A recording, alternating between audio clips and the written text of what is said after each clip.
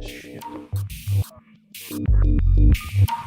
So we're not supposed to talk over this part of the podcast. I mean, you do anyways every time. Yeah. Should be totally quiet while the theme song plays, which is probably like obvious to most people, but some people just don't process that. Anyway, you guys aren't stupid. I get it. I don't need to remind you not to talk over this part. It's not a very good intro anyway, frankly. Hello and welcome to the Benzo Rehab Dungeon episode 95. It is the 10th Hey, Mike, of June, sorry, really quickly, I 2022. don't want to interrupt you. I don't want to interrupt you. Cool. I wanted to check though. We are doing a pod tonight, right? Yeah, we are. Okay.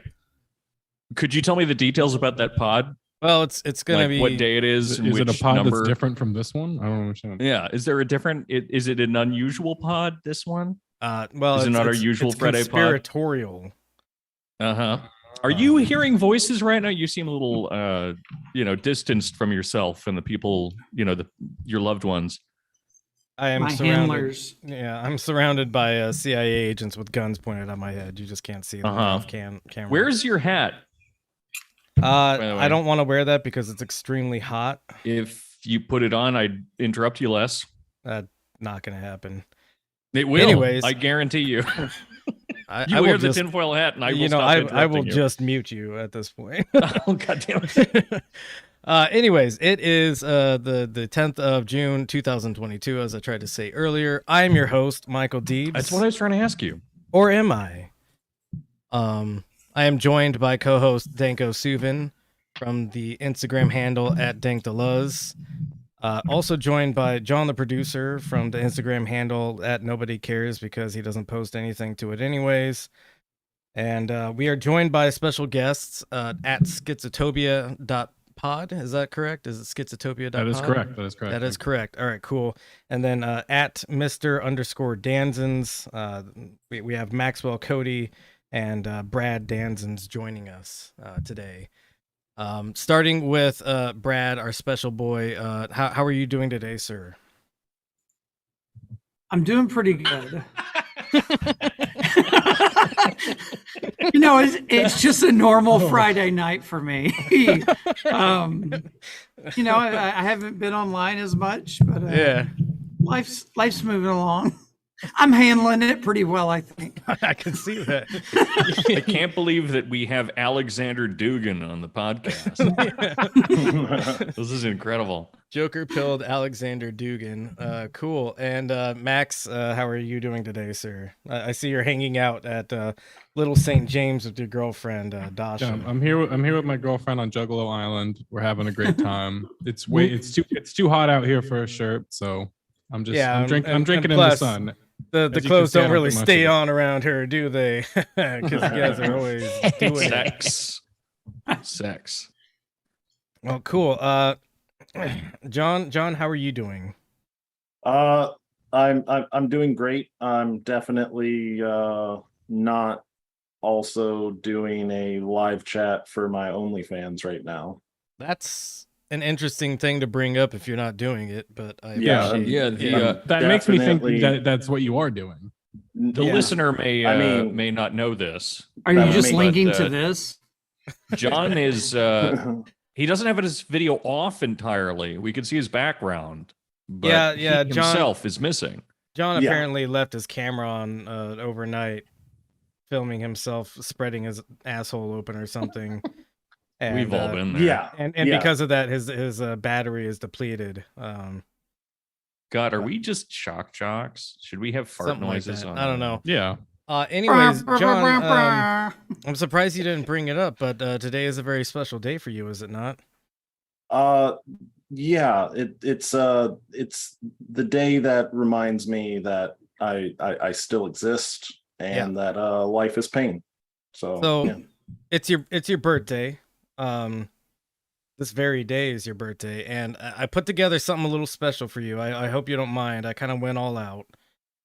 Okay. But I had a very special person who I think I remember you telling me that you were a huge fan of this guy.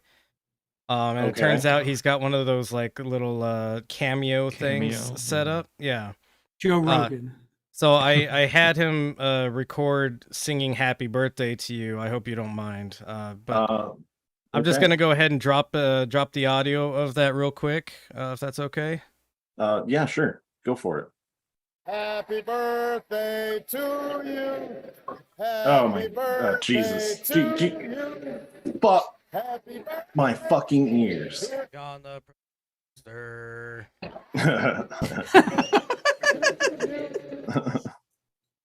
Sorry that was so loud on your end, John. Was that Obama? No, it was Obama. That was Barack Hussein Obama. Yeah. B. Hussein. It wasn't too loud. It's just that waking nightmares were seeping in through my ears, which is kind of painful. Yeah. I mean, you should get used to that. Honestly, I gotta hand it to old B. Obama. He speaks English pretty well for a Kenyan guy. That's true. That's true.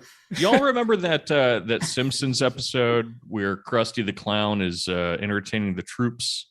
Yeah. And it's going real poorly, and he makes the Saddam Hussein more like so damn insane. Yeah, that was good. Yeah. I thought of that for 8 years when Obama was president. Every morning. I couldn't stop thinking about it. Watch that clip. Carly in the chat says happy birthday, John the producer. So, do we still allow women in the chat? We almost exclusively allow women in the chat. Yeah. Never on the podcast though. No, well, we've done it, but it's very tokenized, Yeah. Mm-hmm. Yeah. Cool. Dorian, how are you doing today? Well, you misnamed me. First off, Danko Suvin from the Instagram handle at DankDeLuz, and nobody else. Thank you for that. Well, I don't know how to broach this politely. Okay, well, do and it I don't want to. then. I don't want to make this dramatic. Okay, but it's something we do need to touch on. I did something, which is that, didn't I? Yeah, you did. Okay, so at least you're willing to admit that you did the thing that you did. The knowing smile on my face. Okay. Yeah. See, ladies, this is the problem with men, right? Is they always know they did something wrong, but they're never willing to admit what it is that they did in detail. See, I can tell he can read my mind right now. That he did something terrible to me, but he's not willing to say what it is he? I'll say what it is. Yeah, go ahead. I recommended a movie to you. I actually recommended it to Max before we started as well. Yeah. But it's a film by Netflix called Interceptor. Is that what we're referring to?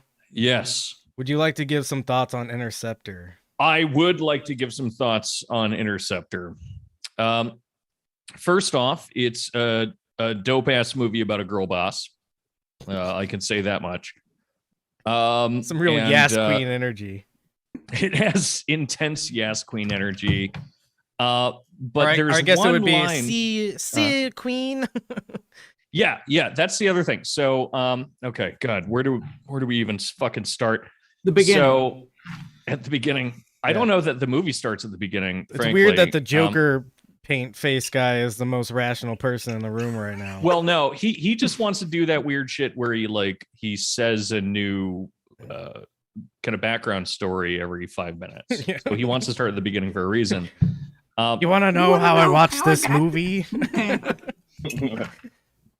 So there's a quote in the film that I feel like really ends up it consolidates it all. Hold on. Let me just make sure I have it right. So the way he says it, the villain of this film, is he says, well, he mispronounces it in a weird way too, but I don't pronounce Latin well, so I can't criticize that. But he says, something to the tune of Excitus Acta Probat. Yeah. No, sorry, I got that wrong. Excitus Actum Probat is what he says, which is wrong, and it's been haunting me. But what that phrase means, and what shines light on the rest of the film, is it's actually the family motto of George Washington, and it means essentially the ends justify the means. Yep. Right. Except he does something bizarre here with his butchering of Latin, where he says the ends justify the mean. The singular act is justified by the multiple ends. And that has been infuriating to me for no fucking reason. But that's not even the worst part of the movie. No, but it also is. Right? It exemplifies how bad all of this movie is and how lazy it is. It does showcase something where they try to do a couple of like intellectual nods to things and they fuck it up. Right. And the whole thing is just a confusing mess. Wait, why did you recommend this movie to me? Because I hate you. Oh, yeah. All right. Yeah. There's a so there's a Bruce Willis movie that I just forgot the name of. It's one of his like geezer teasers that he does. Yeah. One of the like mini films that he's just making now. Yeah, it's a movie that he's in for like 3 seconds to say a couple lines, and then he's done like now. Him walking away. Hey, he had a stroke or whatever, right? Yeah. Well, old man dumb brains. He got dumb brains now. That's just what happens. But one of these movies, it is a play on a story by Chaucer, The Pardoner's Tale, and that's always been extremely tragic to me because it's a really cool story.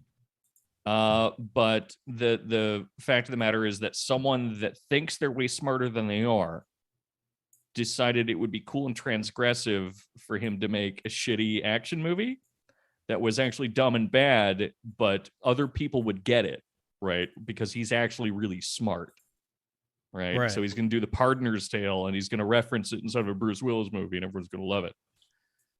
I thought the same thing was happening here to some degree, and I still haven't made up my mind. Because there's another, again, Chaucer story about Chanticleer the cock. It's about a chicken. Yeah, cock. Who runs around misquoting Latin all the time, and he sucks cock. He's awful. Anyway, but I can't make up my mind about whether or not this movie thinks it's smart. It definitely thinks it's the smart. short and long of it. Definitely I don't know if that's true. I'm still I haven't made up my mind. Before we go too deep into the weeds on this, because we got other things to move on to, but let me really quickly before you do. Sorry. Okay. All right. Speak your truth. That's my mission tonight, is to be as much of a nightmare as I can. That was last week too, man. This is a roll now. It's all my weeks now. So it does. I agree. It does think it's smarter than it is. But how many layers does it have is my actual question, right?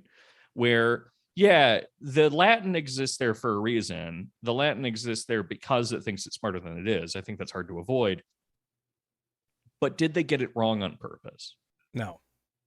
Shit sounds gay. That's my end review. 4 out of 5 stars. Yeah. So anyways, I highly recommend everybody watch Interceptor. It is the dog's ass of a movie. Like I know I say that sometimes about other. I thought Morbius was rock bottom.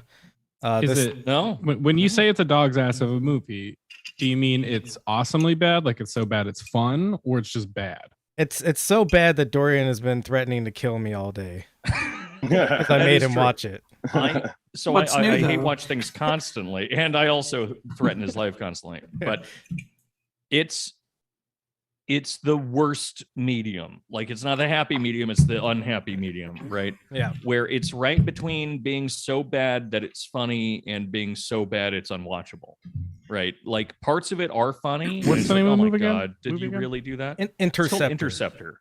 Interceptor. It sounds like a crust stuffed pizza. It sounds good, Yeah, exactly. but it's grotesque to consume. Yeah, Like you a take a bite of it and start new menu stretching. item. It came out this year. Yeah, it came did, out like it did. a week ago was when it And appeared on Netflix. I do not understand. Okay, Netflix makes bad movies. Everyone's aware of that, obviously, right? Like if you've ever seen a Netflix movie, it's a bad movie. But Interceptor I'm shocked that it's a Netflix movie. I'm shocked that they put in the effort to call and it. It's only an movie. hour 36, so you're getting worked up over a movie so much longer. That is actually for once pretty normal. Yeah, it's got a reasonable runtime. That's the only good thing we could say about it, probably. I watched it at work today, and it still felt unmanageably long, and like I had to focus on it. Have you guys ever seen Samurai Cop? Yes. Yeah. Have not. Okay, so. so when I say awesomely bad movie, Samurai Cop's probably probably my favorite awesomely bad movie ever. Because yes, it's a terrible movie, and yes, it's completely incompetent, and yes, to like every bad thing you could possibly say about a movie. But it's so inadvertently funny that it's almost sublime, right? It's kind of the same thing with like The Room. Everybody loves The Room, but I think that one's a little bit better known. Or my other favorite awesomely bad movie is Miami Connection, where it's about a taekwondo gang that has to take out cocaine dealing ninjas, like this type of shit. Like that's really fucking good one. And it was made by an actual like taekwondo dojo. They're like trying to make they're trying their hardest to make a good movie that would promote taekwondo or whatever. But that's the sincerity is what makes it good, right? But there's a lot of movies, a lot of bad movies, especially ones you're going to find on Prime or Netflix or something. They're just bad because they're just lazy. They're just like they just phoned it in. It was just a job for these people, and it's not good enough to be a good movie, and it's not bad enough to be entertaining. And that kind of shit, that's the worst. That's the worst thing a movie can be. That's exactly the problem here, is that it's both and neither. I was gonna say there's a lot of effort put into this. Where it's it has funding behind it. Obviously. Right. It has some amount of effort in terms of like the camera work is bad, but it's not offensive most of the time. Like you don't have boom mics and shit floating around. Yeah, it's competent, but that's it. It's competent, right? And sometimes it extends above or below competence. Like I think there are a few weird shots of like the ceiling and shit during fight scenes that aren't like angled. It's bizarre. Did this movie's release like coincide right when Netflix's stock tanked, and then they said, we're going to quit making all these shitty movies.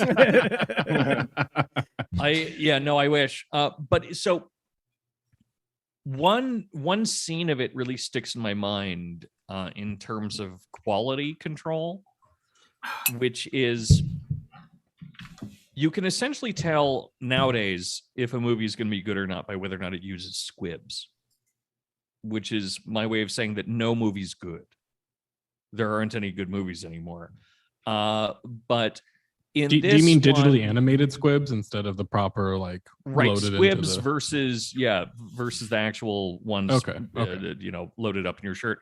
This movie somehow, at least in the scene that I can remember in my head right now and has been haunting me, uses neither. They use actual blood. They shoot them to death. No, but there's a scene where our protagonist, who was this inexplicably Spanish woman, she grew up in Spain, I get it, because she was a military brat, but has like this thick Spanish accent as if she's been in Spain all her life. It's a nightmare. She's been knocked on the ground and she has a gun, and then a bad lady stands up and is going to kill her, and she picks up her gun and she fires it a bunch. And because there are no squibs, digital or otherwise, you can't tell what the fuck is happening. Yeah. Like you just think she just falls missed over 1,000 times. It's a terrible shot. Yeah, she like empties a clip on this woman, and it's just like, oh, she's just retarded now. Yeah, she just kind of like nothing happened. Jerks around. Yeah. And then she dies. And it's like, oh, she got surprised by the bullets. Anyways, watch Interceptor. It's the worst good. film that's ever been made. Sorry, Alright, we I'm haven't in. even said the plot. Mike, do you want to do that? Well, yeah, I was gonna try to No, I do that, haven't but seen- you I kept haven't seen it. interrupting me. You're gonna make me watch this terrible movie. I could at least you could at least let me keep some. Well, some no. element I'll of it. give you a synopsis, like you Mike, read on the back if you of. put on your stupid fucking hat, I'll stop interrupting you. That's like not I gonna said. happen, anyways. I know told you. this is goalpost moving in like 101, right? You know, I put on the hat and then you keep interrupting me. It's like, I well, if would you take never off your move the shirt, I'll stop goalpost. interrupting you. Well, if you rub your nipples on hole. camera, I'll stop interrupting you. It's always gonna be a new goalpost that I have to meet. I'm not gonna fall for Is that it. something you don't want? Anyways, synopsis of the plot of Interceptor. There are two bases on the Pacific seaboard that are charged with carrying out interceptor missiles for nuclear strikes launched by Russia. These interceptor missiles stop the nukes from reaching the U.S. This is all like exposition given in the first like 30 seconds of the movie. And then it goes into like just this dramatic thing about how there's only 12 minutes for these stations to respond, et cetera, et cetera. And basically, a terrorist organization has infiltrated the military and taken over both of these bases, but they didn't plan for one thing, which is a female protagonist who's just inexplicably badass for some reason. There's also a weird subplot about how she like filed a complaint against her old commanding officer. Can I talk about that really quickly? And then we I can mean, if fucking you move have on, to. probably, I guess. Because Does she it Me comes- too'd somebody? Is that what this is? Guessing that he does. Yeah, I mean it's a So- legitimate complaint, but also it's like way too ingrained into the story in a way that doesn't make sense. Right, and that's all the details. Weirdly, like we were talking in the chat before this about how Morbius was like a essentially just a montage because nothing Right. connected to anything else. But this movie tries so hard to make everyone's story, apart from the bad guy, as far as I remember. Like I remember him saying his shit about his dad, but everything else is it just floats off. Oh yeah, and the bad guy is woke, Um, but also wants yeah. to nuke the entire U.S. Yeah, well, it's like what we've been saying about villains. That's pretty fucking Oh, woke. so he's a dude. liberal. That's pretty woke. Yeah, it's like what we've been saying about villains on this podcast for a long time, where like the only way to make a villain like actually bad in the viewer's eyes nowadays, because society is so fucked and stupid, is by making him like suddenly, I don't know, fuck kids to death with bombs Yeah. or something. Otherwise, it's just like, oh, he's a bad guy because he doesn't like the way things are working, like everyone. Oh fuck. But yeah, every part of the movie is so ingrained into everything else, especially this weird subplot that she has about the fact that she got like sexually harassed by this guy, which again, like potentially a good subplot to have and to like turn into this, you know, I think the that mistake could be is a movie, making right. Yeah, the mistake is making it a subplot when that could just be like its own entire thing. Yeah, And then it I gets mean, like I think weirdly that is a dredged up by mistake. the terrorist guy, like for no reason. Yeah. It's that you get I this think the real checklist mistake feeling, yeah. is they expose this fact about her, which is supposed to be the shameful weird thing that she got sexually harassed, and like she also had some half naked Instagram pictures. That they show you all of this stuff, and then they say they don't even. They show you all this stuff in a way that says you should think this is sexy. That's the uncomfortable weird thing about the movie. Like the way that she exposes her the way that she exposes her CO is by, you know, she has a wire on her, right? And the way that they show the audience that this has happened is she runs into the bathroom, she sits down on the toilet, and she rips open her shirt to show this like lacy bra with a bunch of wires in it, right? Oh no, And- we got and the the Joker whole- excited. Yeah.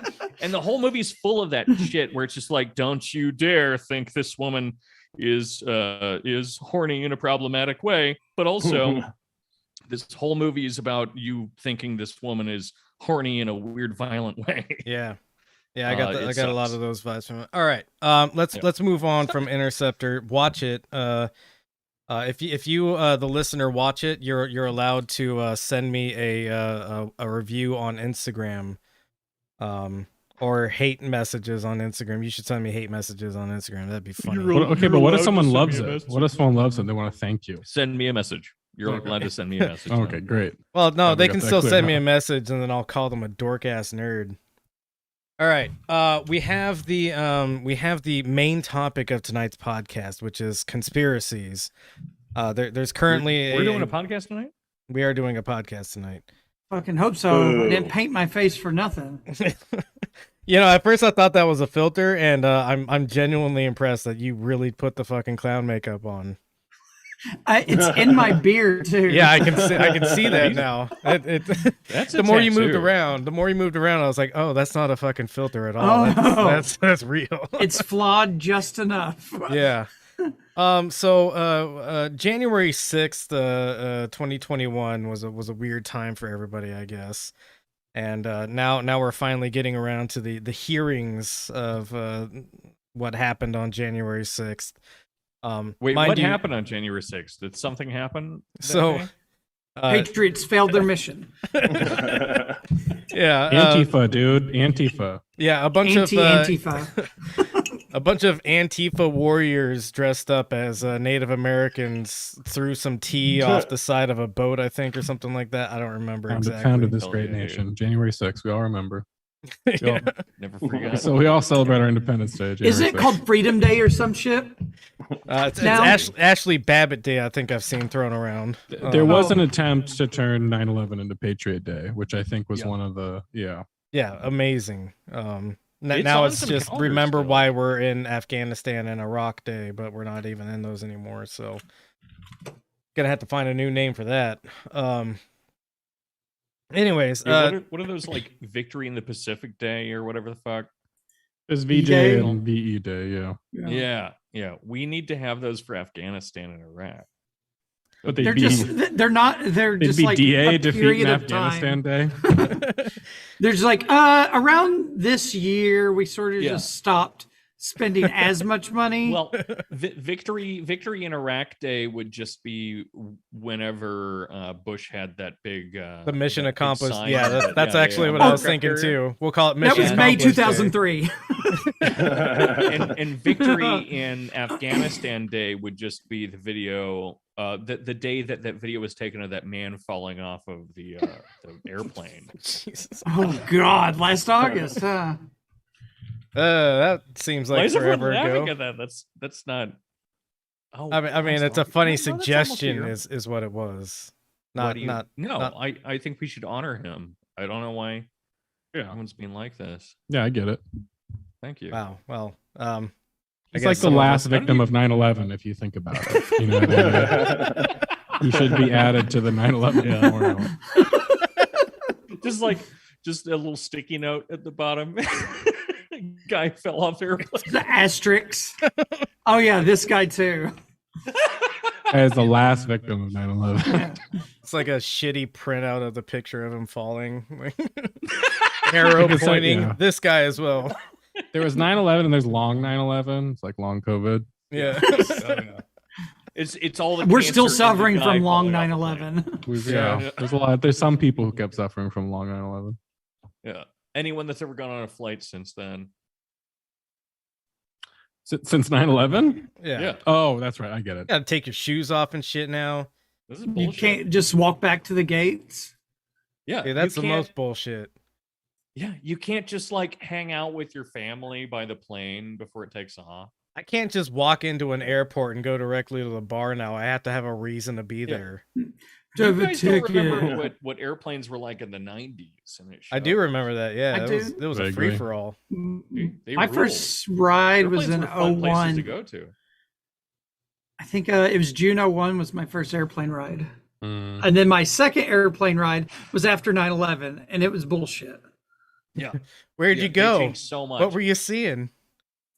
I was leaving boot camp Yeah, I for know, it was a joke. home I knew that. like a dope. So we have we got to go back to January 6th, guys. We really devolved Oh, here. sorry. No, it's okay. Don't apologize on this podcast. This is Okay. normally how it I'll goes. remember. That's I'll why I'm remember still that. here. Yeah. No so apologies. we have Liz Cheney, who's an integral part of the committee for January 6th and everything bad that happened because of the big lie that was perpetrated on January 6th. She gives this heartfelt opening statement. We're not gonna watch it because we're gonna end up running low on time, I think. And we really don't need to see this demon spawn talk because this is obviously the daughter of Dick Cheney, the guy who lied us into Iraq. So that sucks. Go ahead and go to the next link here, John. Alrighty. If Liz Cheney and her father were there on January 6th, more than just Babbitt would have died. Freedom died. Freedom died that day. So Liz Cheney infamously defended birthers. I alluded to the birther movement earlier when we were talking about Barack Obama. That was a joke on my part. But Liz Cheney, Liz Cheney defended birthers. yeah, she defended birthers a long time ago, back when she was a Oh. more cool Republican. So somebody who's going to spend a lot of time talking about the big lie that happened on January 6th was an integral part of playing an advisory role during the Iraq War and getting us involved in the Iraq War, and then also defended birthers. John, if you would like to go to the next link. Do you remember who funded a lot of that? Was it Soros? It was President Donald John Tavius Trump. Oh, yes, that guy. He was a huge fucking financer of the birther movement. Yeah, he was, which is interesting. That now they've parted ways because, so the thing that I was going to bring up there in the grand scheme of conspiracies, you have the lie around Iraq and Afghanistan, and then you have the lie around January 6th. And the catastrophic death toll of Iraq and Afghanistan versus, like, I don't know, a couple of cops and some morons died on January 6th. And Redundant, right, Mike? yeah, right. And somebody shit on Nancy Pelosi's desk, which I still maintain is hilarious. Yeah. So, like, when we compare these two lies, like, what Liz Cheney being able to rehabilitate herself in this way is now like a beacon of truth in some way is complete fucking bullshit. So I hold on, because I have not been following this at all. Liz Cheney is saying that January 6th is bad. Yes. The MAGA people did this. They're not Right. they're not real Republicans. She's doing the Mitt Romney thing. Essentially, yeah. Okay, all right. Yeah. Because I think both, like, with Mitt Romney, I think his, like, anti-Trump stance was completely cynical. He's just betting that the MAGA thing will go away, and then he can absolutely come back and say, yeah, I'm the good type of Republican. The funny thing is, like, I think that's what Ted Cruz was banking on too. I think Ted Cruz didn't think that Trump was going to win. That's why the boldest thing Cruz ever did was, not endorse Trump at the RNC back in 2016. But then later, when he saw that Trump probably was going to win, he recanted. John, could you look up Ted Cruz phone banking for Trump? Ted Cruz letting Did he actually? Yeah. I didn't Trump know that. fuck Oh yeah, Yeah. no, it's the funniest image if you've never seen it. I've never seen that. I shared a photo in the Discord of the old lady at the Capitol 6 riots, and just so everyone knows, after the hearing the other day, she got tried and she was put to death. So Capitol Meemaw was executed. R.I.P. Yeah. Mega Granny. All right, so we've got the sad Ted Cruz here. This is The guy from The Office. I know it's like a very cliche thing to say, but I feel like people do forget, and so it just always has to be repeated. But politics is a very cynical game, and people are always just hedging their bets.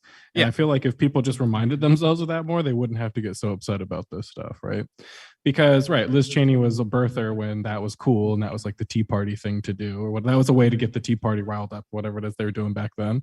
And now she's like, this MAGA thing might be going south. Time to jump ship and say it was a conspiracy.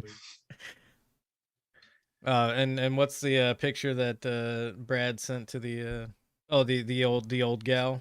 Yeah, it was just John, if you could please bring that up for the audience. Come on, John. Yeah. Get on it. But it's so scary. That's not the picture. No, go into the chat. Yeah, that didn't work. Are you a producer? Are you a producer? John, just look up January 6th old lady. Yeah, that's literally what I did.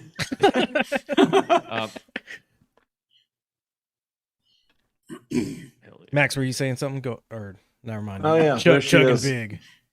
I just want to with conspiracy theories. I mean, I want to say, even though I'm a conspiracy connoisseur and I used to be just balls deep in every conspiracy theory you could possibly imagine, I do want to say that 90% of conspiracy theories are fan fictions written by a very specific type of disillusioned person. Oh, absolutely. That is 90% of conspiracy theories. But then the people who actually utilize conspiracy theories are just people who are doing it for completely cynical reasons. And actually, I didn't know this about Liz Cheney, actually, but this is like a great example. When the unhinged birther shit was popular, she was endorsing that conspiracy theory. And then now that, years later, now that this the movement that helped spawn, because I think kind of the sequel to the Tea Party. I mean, that's Trump. That's how his start on Twitter and everything. Now that that's going south, she's going to endorse another conspiracy theory that January 6th was like an actual coup attempt or something like that in order to get out of it. So I guess she's come full circle. Lizards give birth to lizards. Lizard Cheney. That's actually what Liz is short for.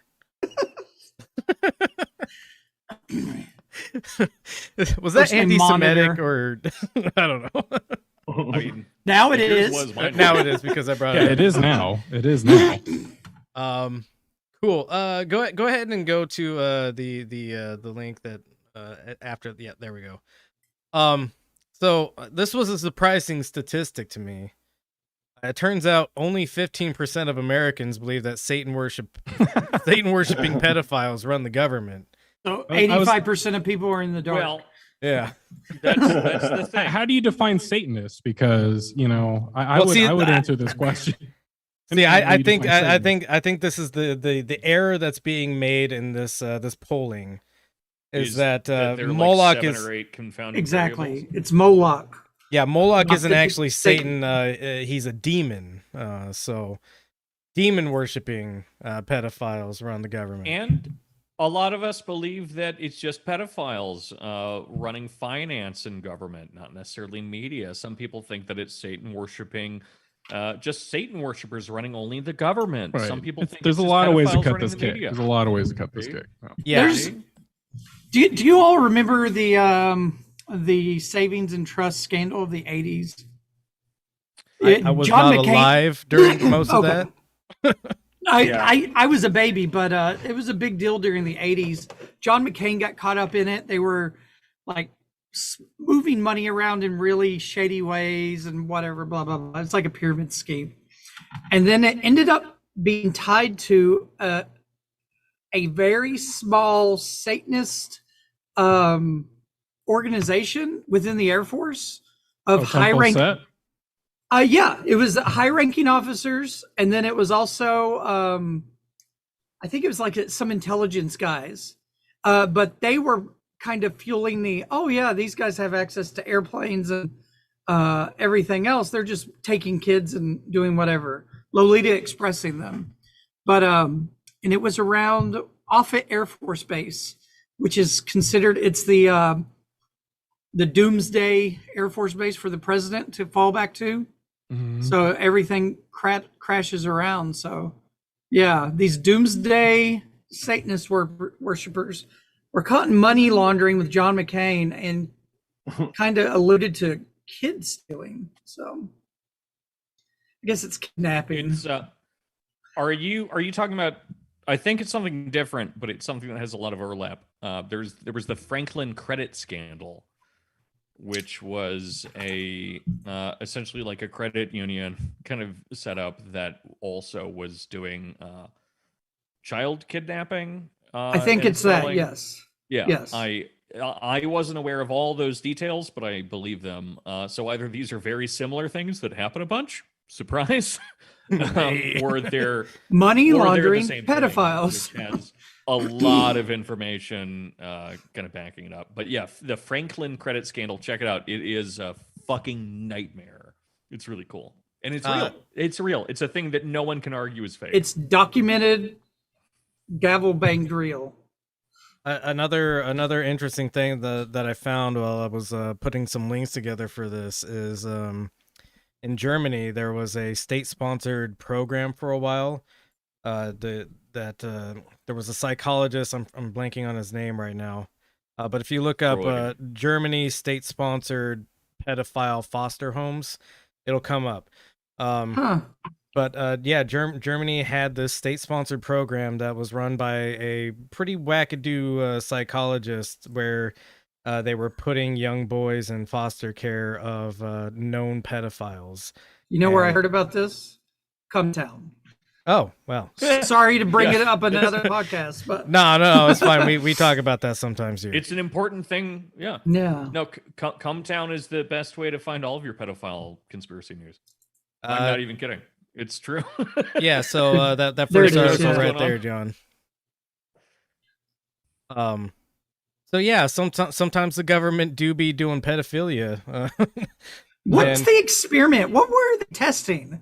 I don't know. It was something along the lines of like testing whether or not these pedophile guys were like actually just searching for like a meaningful connection with a younger man, like a son sort of relationship. And obviously it wasn't that. It just turns out they're pedophiles. Would you call this like a Nestor type relationship? Yeah, Nestor. Fuck, what's his name? Matt Gates. Gates's assistant / son. Yeah. What's the I can't imagine what the rationale would be, but well, maybe what a serial rapist really wants is just a wife, you know? So like if we just give them like a mail order bride, that'll like fix the problem or something. I mean that's unironic incel like belief, right? That's some actual incel ideology. There's this one guy on Twitter. Rape so much if we just got them wives that they could rape. Yeah. There's a Noah Berlatsky.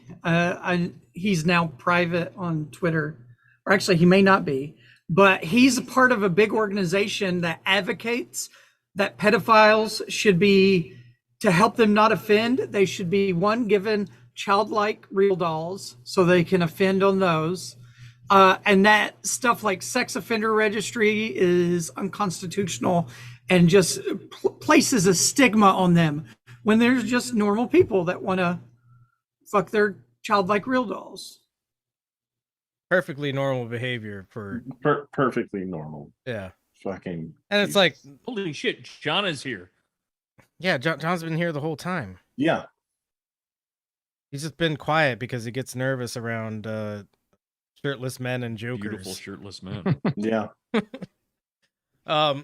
Okay, go ahead and go to the next link. That one, yep. This one.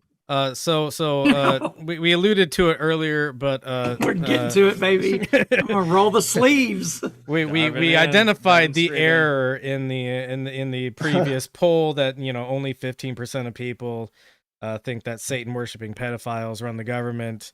Again, the error is that Moloch is a demon, not Satan. And there's this thing called the Bohemian Grove, which a bunch of presidents have been caught at, seen at, and participated in. Right here, I believe this is Reagan and Nixon. Famously, where the Manhattan Project was started and thought of. Yeah, the Manhattan Project which has done nothing bad for the world to date. So, you know, a lot of presidents have been seen here, a lot of other prominent politicians, and basically what this is, it's a weirdo sex cult that has a big shrine to Moloch in the middle of it. And you know, every time a politician is caught at one of these things, they just go, we are just having some fun. But That's we're just out in the woods. Yeah, because with Bohemian Grove, what it used to be is they would say, well, yeah, Bohemian Grove, it's just whatever. It's just a social club. It's just a meeting of the minds. It's not anything weird. Until back in the day, Alex Jones hid out in the woods for however long it took. He Marine snipered his way through the woods to film this and film them doing some actual weird Moloch shit. And so they couldn't deny that there was some at least symbolic occult shit going on at this meeting. I'm sorry. Say what you want about the guy. He actually did blow the lid off this thing. So I remember I've been following Bohemian Grove for a long time.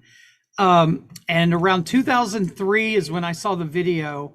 But one of the people that were like, there's obviously staff and servants for the ultra rich and whatever there, had an undercover camera, and they were videotaping them, like the day-to-day, what goes on. But then they also, the same thing as Alex Jones, were able to get a clip of the ritual, whatever they were doing at night at the big owl statue. So, yeah. Oh, small world. I got into a genealogy app. I'm 6 cousins with old Dick Nixon there. Yeah, that's why I brought this up, because I wanted you to actually answer and respond to your association with him. So you have the lizard blood too. Cool. Hell yeah. Dorian, you look like you wanted to say something, or no? Are you good? Yeah, I don't know. I'm stuck. So there is a long historical kind of trajectory towards this kind of thing where it's just rich nerds like to play dress up. Avant-garde. Some of them are like genuine believers in weird shit. It's like the woman who does the spirit kitchen or the spirit cooking stuff. What was that? There's a woman that does like performance art pieces, but it's called like spirit cooking or spirit something. And it's just also big symbolic rituals that they get rich and famous people to attend, where they act like they're eating a person. There's a cake made of a person, and there's actually a person's head at the top. Abramovic, I believe is her name. Yeah. You should put that on that fucking Netflix show. Is it Cake or whatever? Yeah. And that's the thing, is that I do think that I brought this up a couple times before. I do think that elites, wealthy people, they like to sort of stand in front of historical trends and find ways to take credit for them. And I think that is a lot of what these like big, whether it's like Davos or Bohemian Grove or Bilderbergers or whatever, I think they like to stand up and say, we're the ones who are creating a cashless society. We're the ones who are doing the Manhattan Project, when really like all of these things were kind of in motion anyway, via capitalism or whatever. And they like to stand there and take credit for it because they don't really have anything else to do. Oh, for sure. Also, go ahead. Sorry. Before I forget, I do want to say about like the whole pedophilia is like a mental illness or something, because that's something I've been back and forth about, where I understand, there are actual theories about how you could be chemically imbalanced and this could make you a pedophile or prone to it or this sort of thing. However, what stands out to me is, where do you find the pedos? Often you find them in the elite, right? Like there is some truth to this. We find it in whether it's like the Catholic Church or it's Epstein or it's these other like rich and powerful people. And it kind of makes me think that it really is a class thing, where if you're a person of means, you think you're sort of above the law, and what is there for, what is the one thing that money can't buy, or, you normally can't have. And that kind of makes me think that it's just a power fetish. It's not some kind of like chemical imbalance or mental illness or something like that. No, I think you're pretty much right on there, and I would agree with you on that. Where, yeah, I mean that's why like moderately affluent people go somewhere like Thailand, where child prostitution is more prevalent. Is because they've got this little taste of power. They don't feel quite comfortable exercising it at home, and so they go to some place where they can run a little bit more free and do whatever they want and get away with it, sort of thing.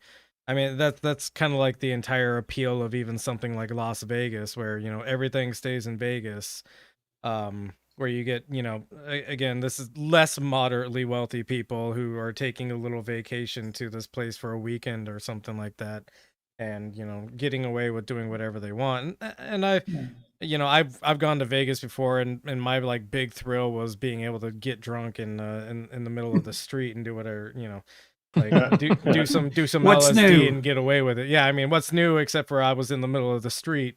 But yeah, I mean it's all this kind of like power fantasy that derives from people who get a little bit of wealth to their name, and they're not fulfilled by anything else, so they try to find some weird way to like express that power, I guess. Once you have everything, what is the most taboo and the most hedonistic thing that you could have? And that's Right. what they go for. Yeah, They go for what money can't really buy them. which is my mother's love. Money buys silence, I guess. Yeah. John, go ahead and go to the next link. So we mentioned it before, but we'll look at a couple of prominent names here on this list. Scroll down a little bit, but this is people who flew on Jeffrey Epstein's plane. Hell yeah. Oprah's husband, Actual list. Gail. Oprah's okay. mom, Oprah's boyfriend. No, it's down just a little bit there, John. There we go.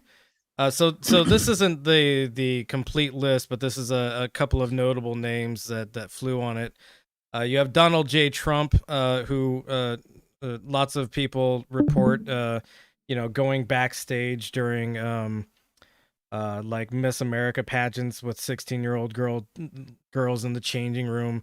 You got Bill Clinton, there was that Howard Stern thing about him literally drilling holes in the wall to look at little girls. Right, yeah. So noted pretty pervert Donald J. Trump. You got Bill Clinton, who like is just a weird guy.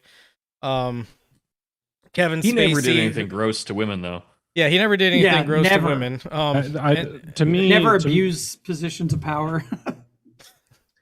the one that stands out on that list to me the most is Kevin Spacey, especially because of House of Cards, where he's playing a version of Bill Clinton, like pretty direct, inspiration from Bill and Hillary Clinton. Well, and it's all about how he's killing would love people this. and doing all this like weird bisexual stuff. And there's also a Bohemian Grove episode where he goes and does a little Moloch ritual. he really committed to the character. Would you say? And he was actually hanging out with Bill Clinton and going to fucking Epstein Island with him and all this shit. And I hate the predictive programming stuff. I feel like it's just a new form of it's like shamanism for the digital age, and any motherfucker can find whatever they want in any program, right? But there is something genuinely creepy about his betrayal of Frank Underwood in House of Cards, and his relationship with Bill Clinton and everything we know about Epstein and all, and the Clintons and all this other shit. And it's like, he really is rubbing it in your face. Do you remember? Yeah. Do you remember about a year or so after he first got outed, that video he released on Christmas? Yes, I do. The mug Yes, thing? I do. That was the weirdest fucking thing. He released some video where he was unofficially acting like Frank Underwood. Yeah, he's in character, Right. definitely. Yeah, and Yeah, he's just. I mean, yeah. I don't believe in the predictive programming stuff around, like, if you fold a dollar bill in 3,000 different ways, you get a CDI of Satan on top of the Twin Towers. But in terms of these things that are tightly controlled by a series of like idiot human beings, like.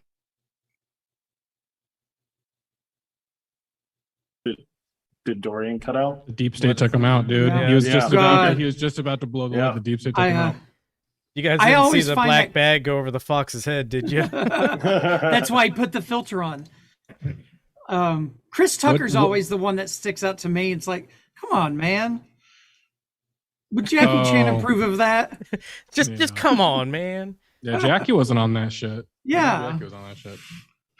Well, I think another notable thing that sticks out to me about Kevin Spacey is he famously had to retract from public life because he sexually abused a minor.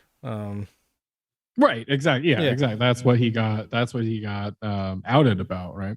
Publicly, he was doing that. Well, Was that that's like how a- that's actually how he came out. Was they accused him of sexually abusing a minor that was a male, and he said, "Yep, Rainbow you guys are Shield, right. I'm gay."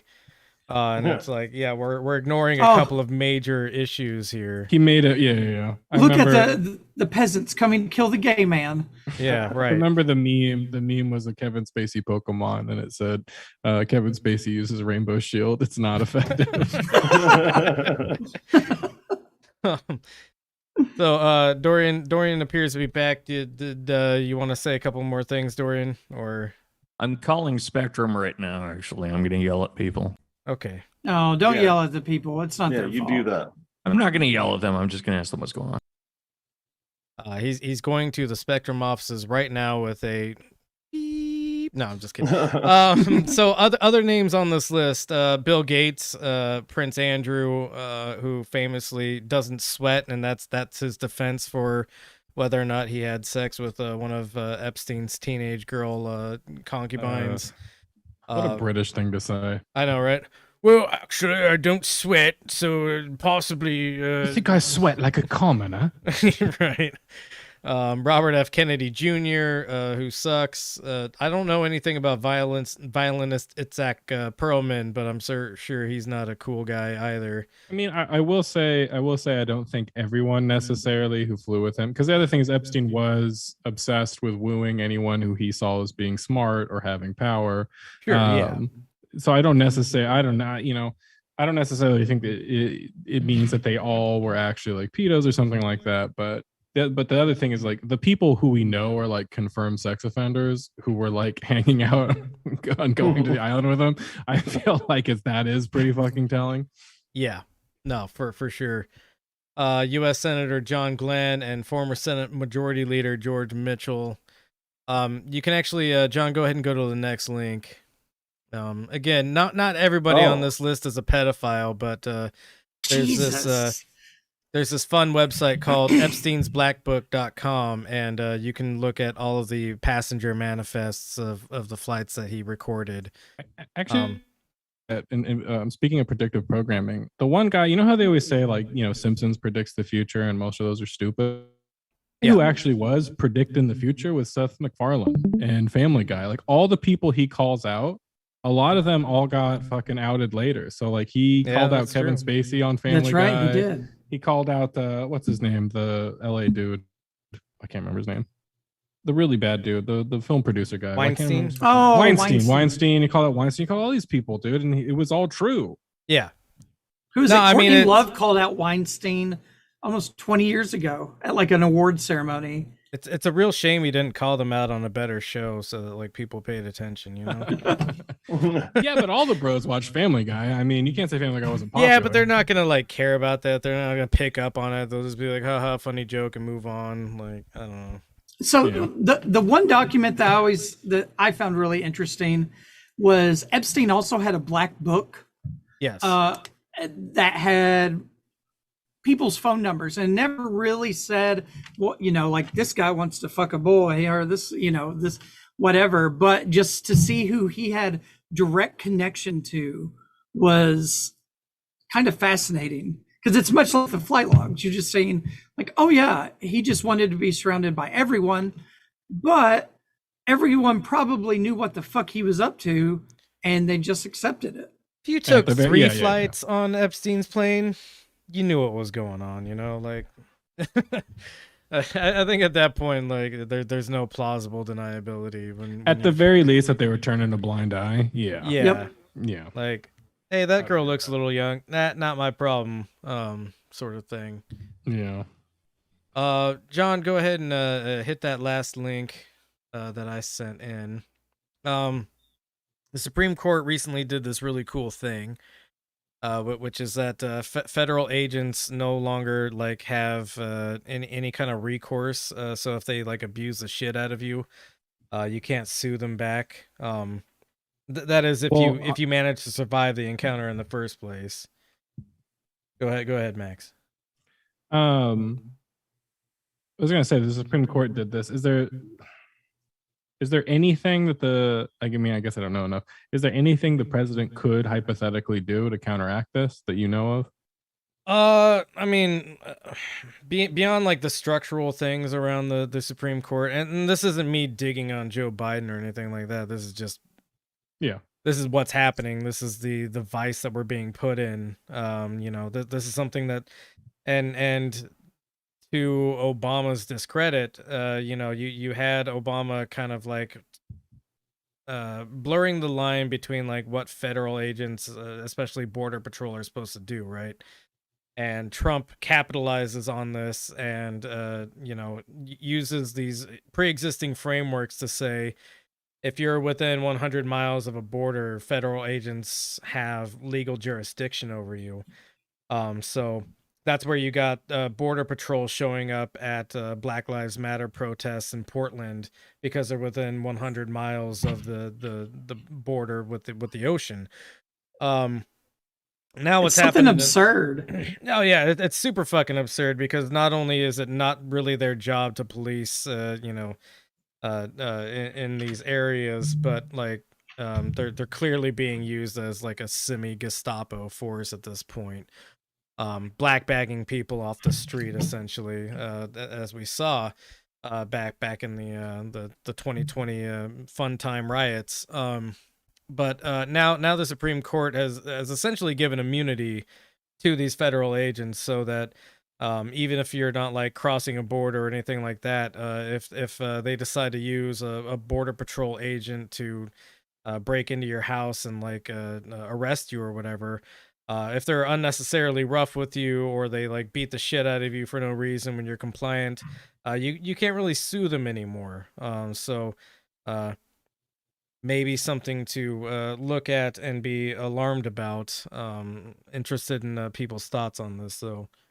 Well, people would be angry about it if Trump was still in office. And I was just looking this up right now. I remember back in the day, I got into an argument. Both of my parents are like staunch liberal Democrats, love Obama, love the Clintons. You can't say anything bad about the Democrats. I remember Obama, not only did he keep the Patriot Act going, but he expanded on it with the, what is it called? National Defense Authorization Act, which basically allows for indefinite detention That's right. Yeah. in a case of national emergency or something like that.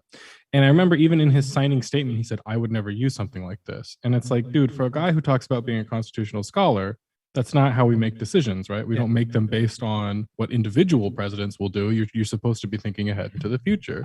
And I remember arguing about this with my parents and saying like, no, this is like really bad. This is like maybe the worst thing Obama ever did. And they were like, well, he's never going to do anything with it. I'm like, just imagine like how upset you would be if in a couple of years a Republican used this. And well, and that's the thing. I think like in the grand scheme of things, I think the liberal Democratic Party sort of line or belief was that Obama would do his 8 years and then like Hillary Clinton literally ran on "it's my turn." And I think the belief was that, Obama was just going to kind of hand it over to Hillary Clinton and Hillary Clinton would keep on, maintaining the course of the ship, so to speak.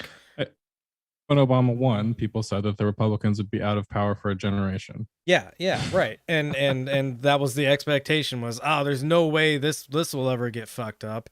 And it turns out that like Obama does a bunch of like really shitty economic things to people that leaves them, completely disillusioned with the Democratic Party.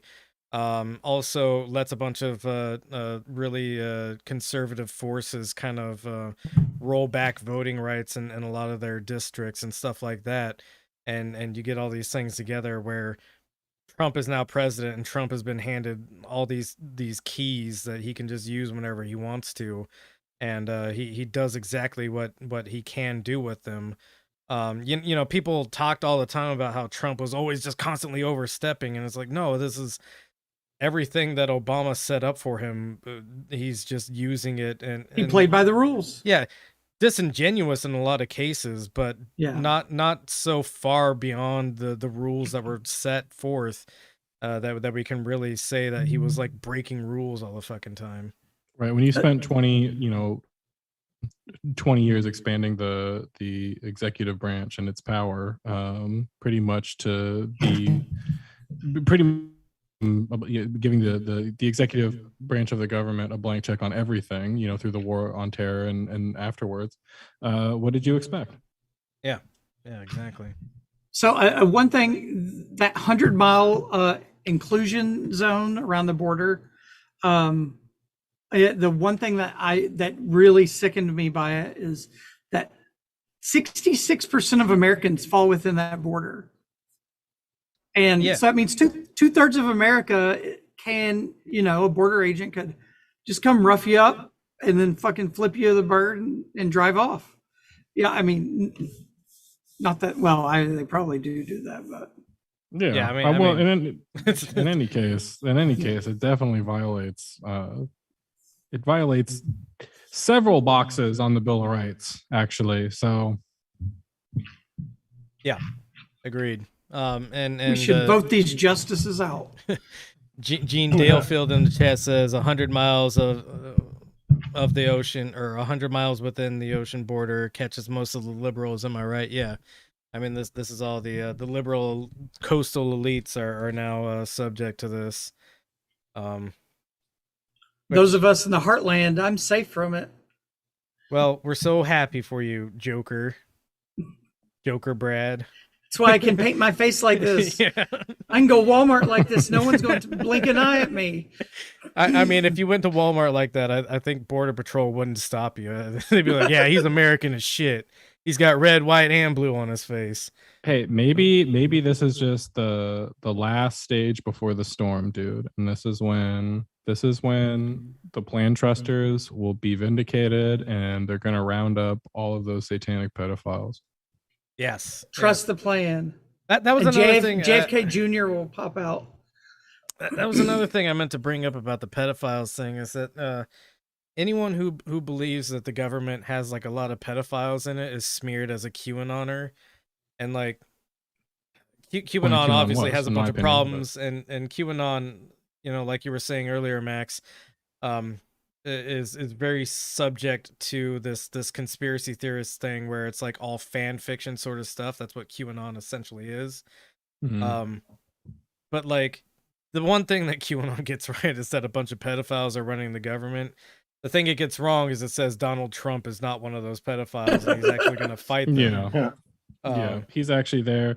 And then, though, I even one time got Float Universe to agree that it was possible that like they just caught Donald Trump first, and then were like holding him hostage and like forcing him to like run for president and do all this stuff. He's a hologram now. I told him once. Yeah, I told him once. I was saying that is the only way you could get me to believe in QAnon. Actually, is if you're telling me that they just, whoever the like good guys were, they caught Donald Trump first, and they're like forcing him to run for president when he doesn't want to. They're forcing him to do all this stuff, and it's all adding up to something. That was like the most gracious I could be to QAnon. But I actually think it was just a psyop. Whether it was an actual psyop by the real bad guys or whatever you want to call them, or it was really just Jim and Ron Watkins figuring out a way to boost traffic to 8chan, or maybe even some combination of the two. I think that QAnon was I think there's a lot of why not both in that, Yeah, absolutely. But I will say this. I do think like if you interpret conspiracy theories and like other instances of any type of like mass hysteria, if you interpret it the same way you would interpret dreams, I do think that could be a useful way to look at it. Like my favorite one is always the people who burned the 5G towers, who were saying that that's what was causing the COVID towers. And here's the thing. Obviously, I don't think that was true. I don't think the 5G towers are actually making people sick. However, I could understand on a certain level being sick of the internet and being sick of Zoom world and seeing that like you are more and more dependent on your phone. And, you know, everybody is addicted to screens now. And it being sort of like, it is kind of a sickness. It feels like a sickness, right? In a way, the fucking 5G tower is making you sick and you do kind of want to burn it down.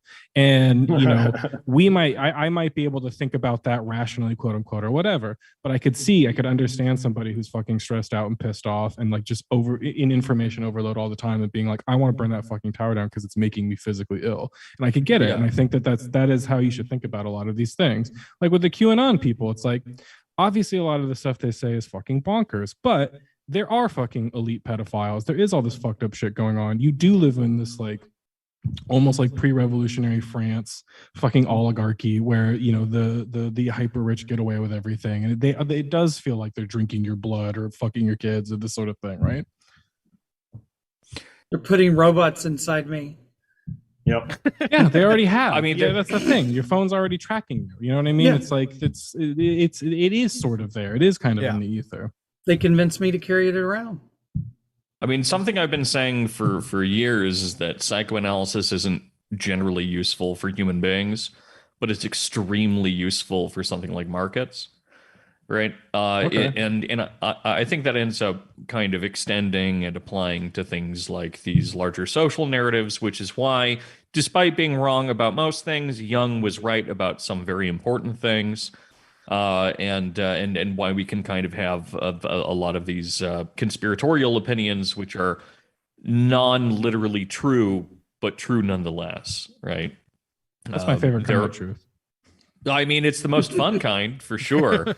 Also, can I really quickly point out a conspiracy, a real one that I've just discovered, which is that as soon as you get onto the phone with your internet company, and they ask you, especially if it's Spectrum, apparently, if you get onto the phone with them and they ask you for your information and you plug it in, they'll just reset everything.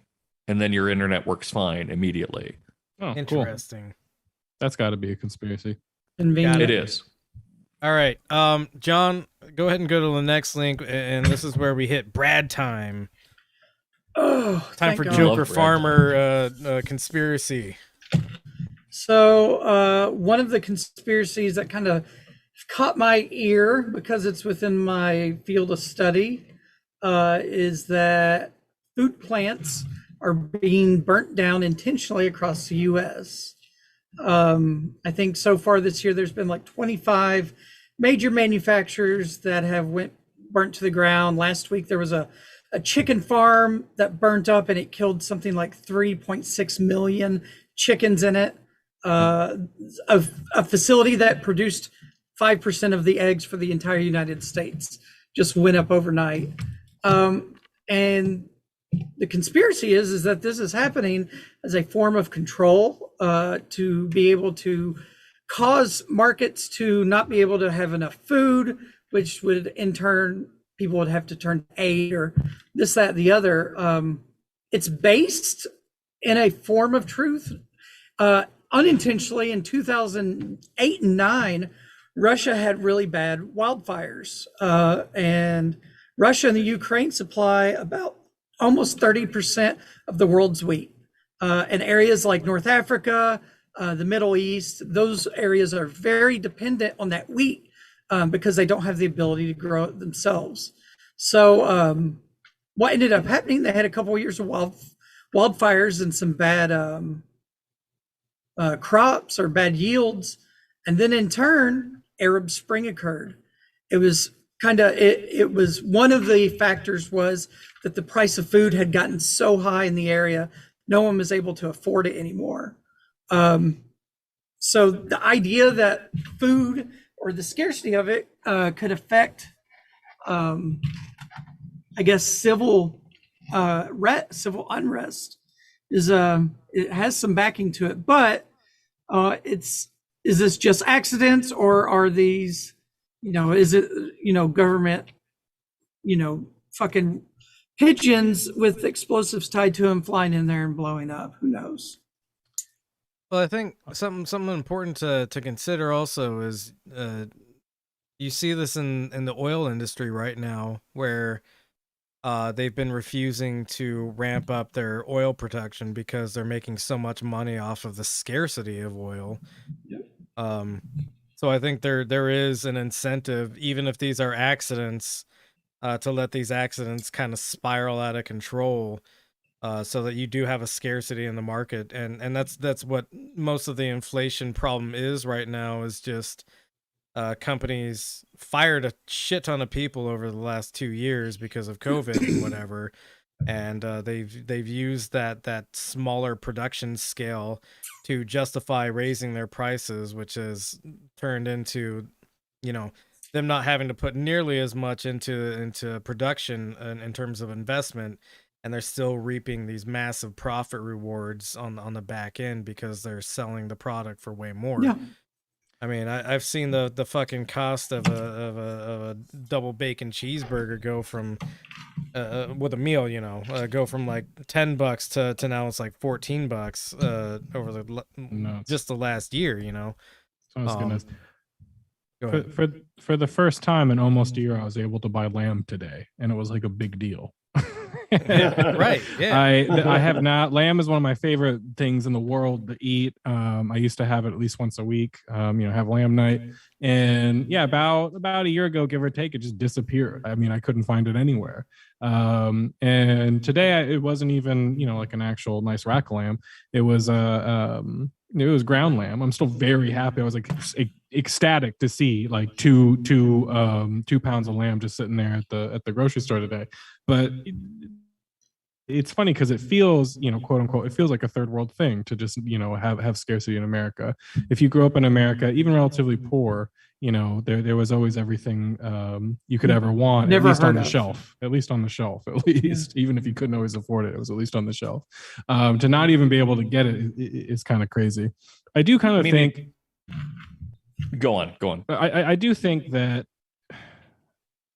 sort of like our post-COVID world, to use a stupid term, but in our post-COVID world, it could be that so many essential workers, the people who actually do the real work in society is what I mean by essential worker. So many of them either got COVID or got long COVID or just quit because who wants to work for $10 an hour when you're gonna In a slaughterhouse. Right? And You're absolutely right. So many people leave that the system starts to break down, the institutions start to break down, so you start to have more industrial catastrophes, and all of these people in our quote unquote post-industrial economy, all these people who are like working in service jobs and working whatever bullshit computer jobs and all this like post-industrial middle management stuff, it's like shocking to them for some reason to see that, oh, this shit doesn't actually work when you don't have people to work it. It's not just an algorithm that you can fix or something like that. I could see that. As far as like the conspiracy angle goes, I'm not sure. I don't get it. It would seem like the people in power, unless you were trying to convince me that this was somehow like right-wingers doing this to undermine Joe Biden, because I don't see how this would help Biden or the people in power to have a food. Well, because then once food becomes a complete scarcity, the only organization that would be able to fund or be able to have the logistics to get it out to everyone would be like the government. And then they're going to feed us Soylent Green or something? Who knows? Fucking sea kelp, I guess. I think there's a conspiracy that makes more sense here, which is just that if your wife develops a brain disorder where she thinks that you're cheating all the time, that's the moment where you want to start cheating on her. Right? And what I mean by that is that, did my internet just fuck out again? No, you're good. No, you're fine.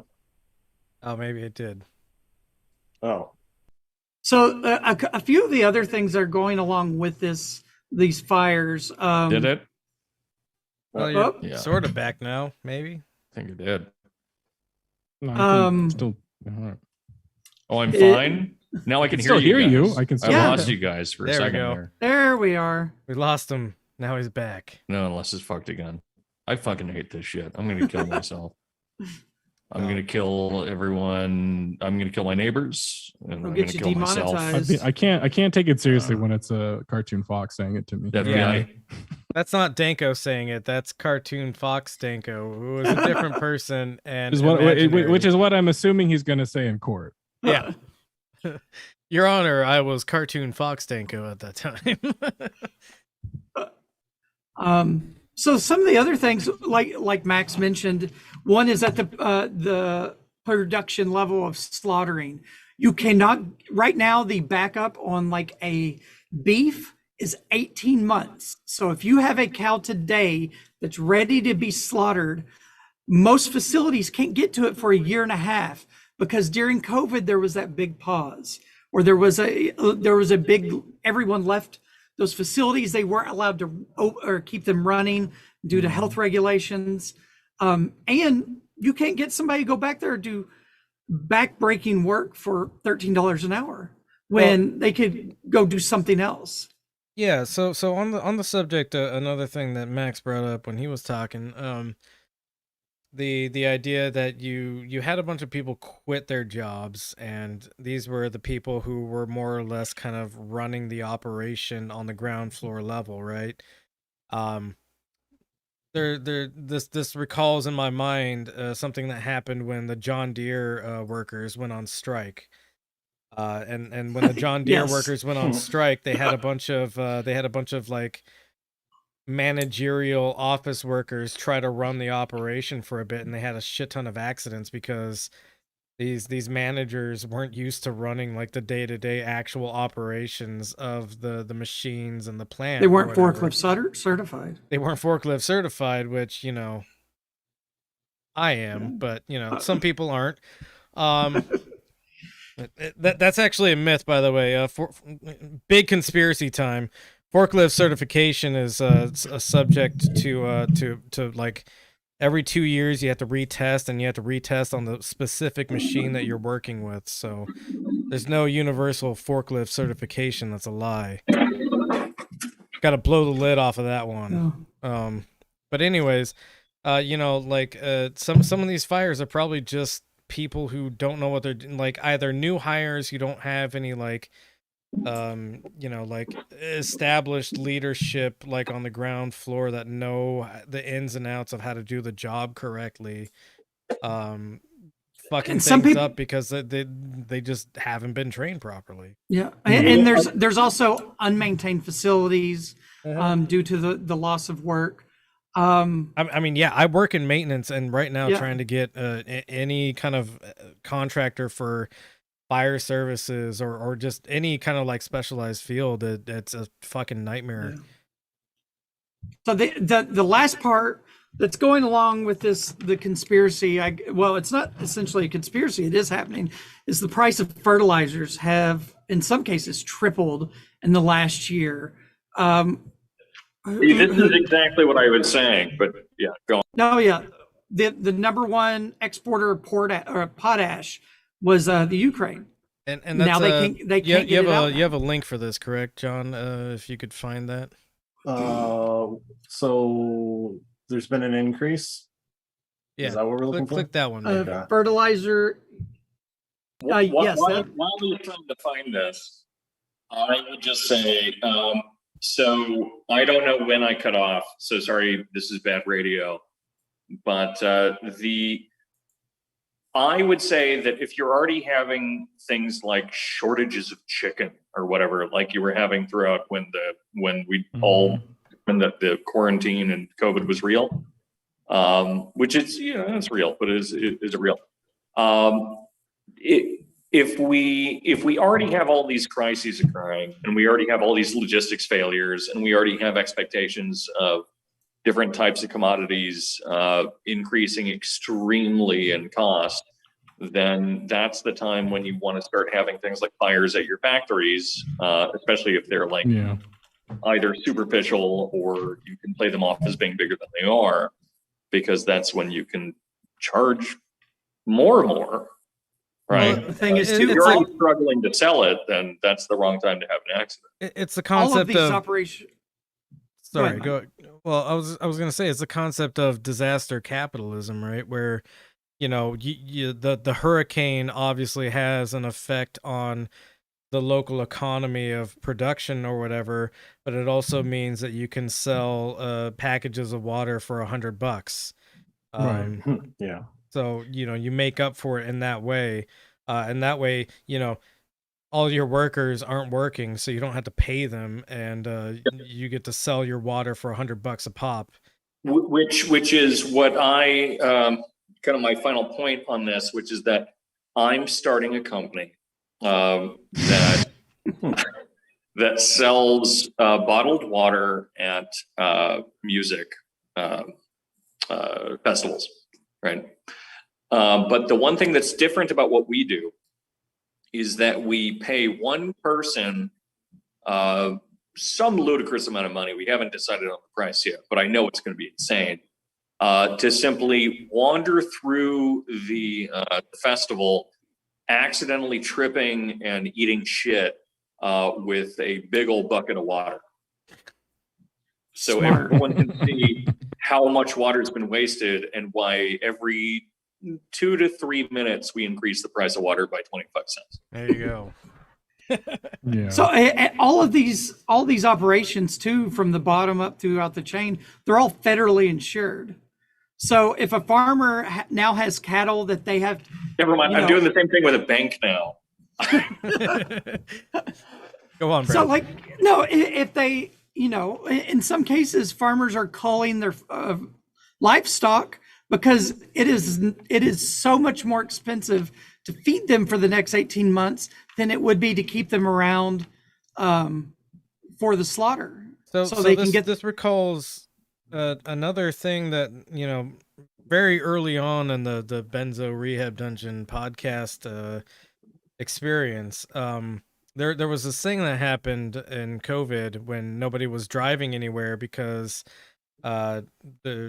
nobody had jobs to go to anymore. Look at the oil prices, motherfucker. And oil went into the negatives, and so it was actually a liability to have oil stock, and they were paying people to store oil for a bit because they still wanted to produce it because they knew that oil would bounce back up. But you can't do that with livestock because livestock isn't oil. You can't just put livestock in a barrel and keep it that way.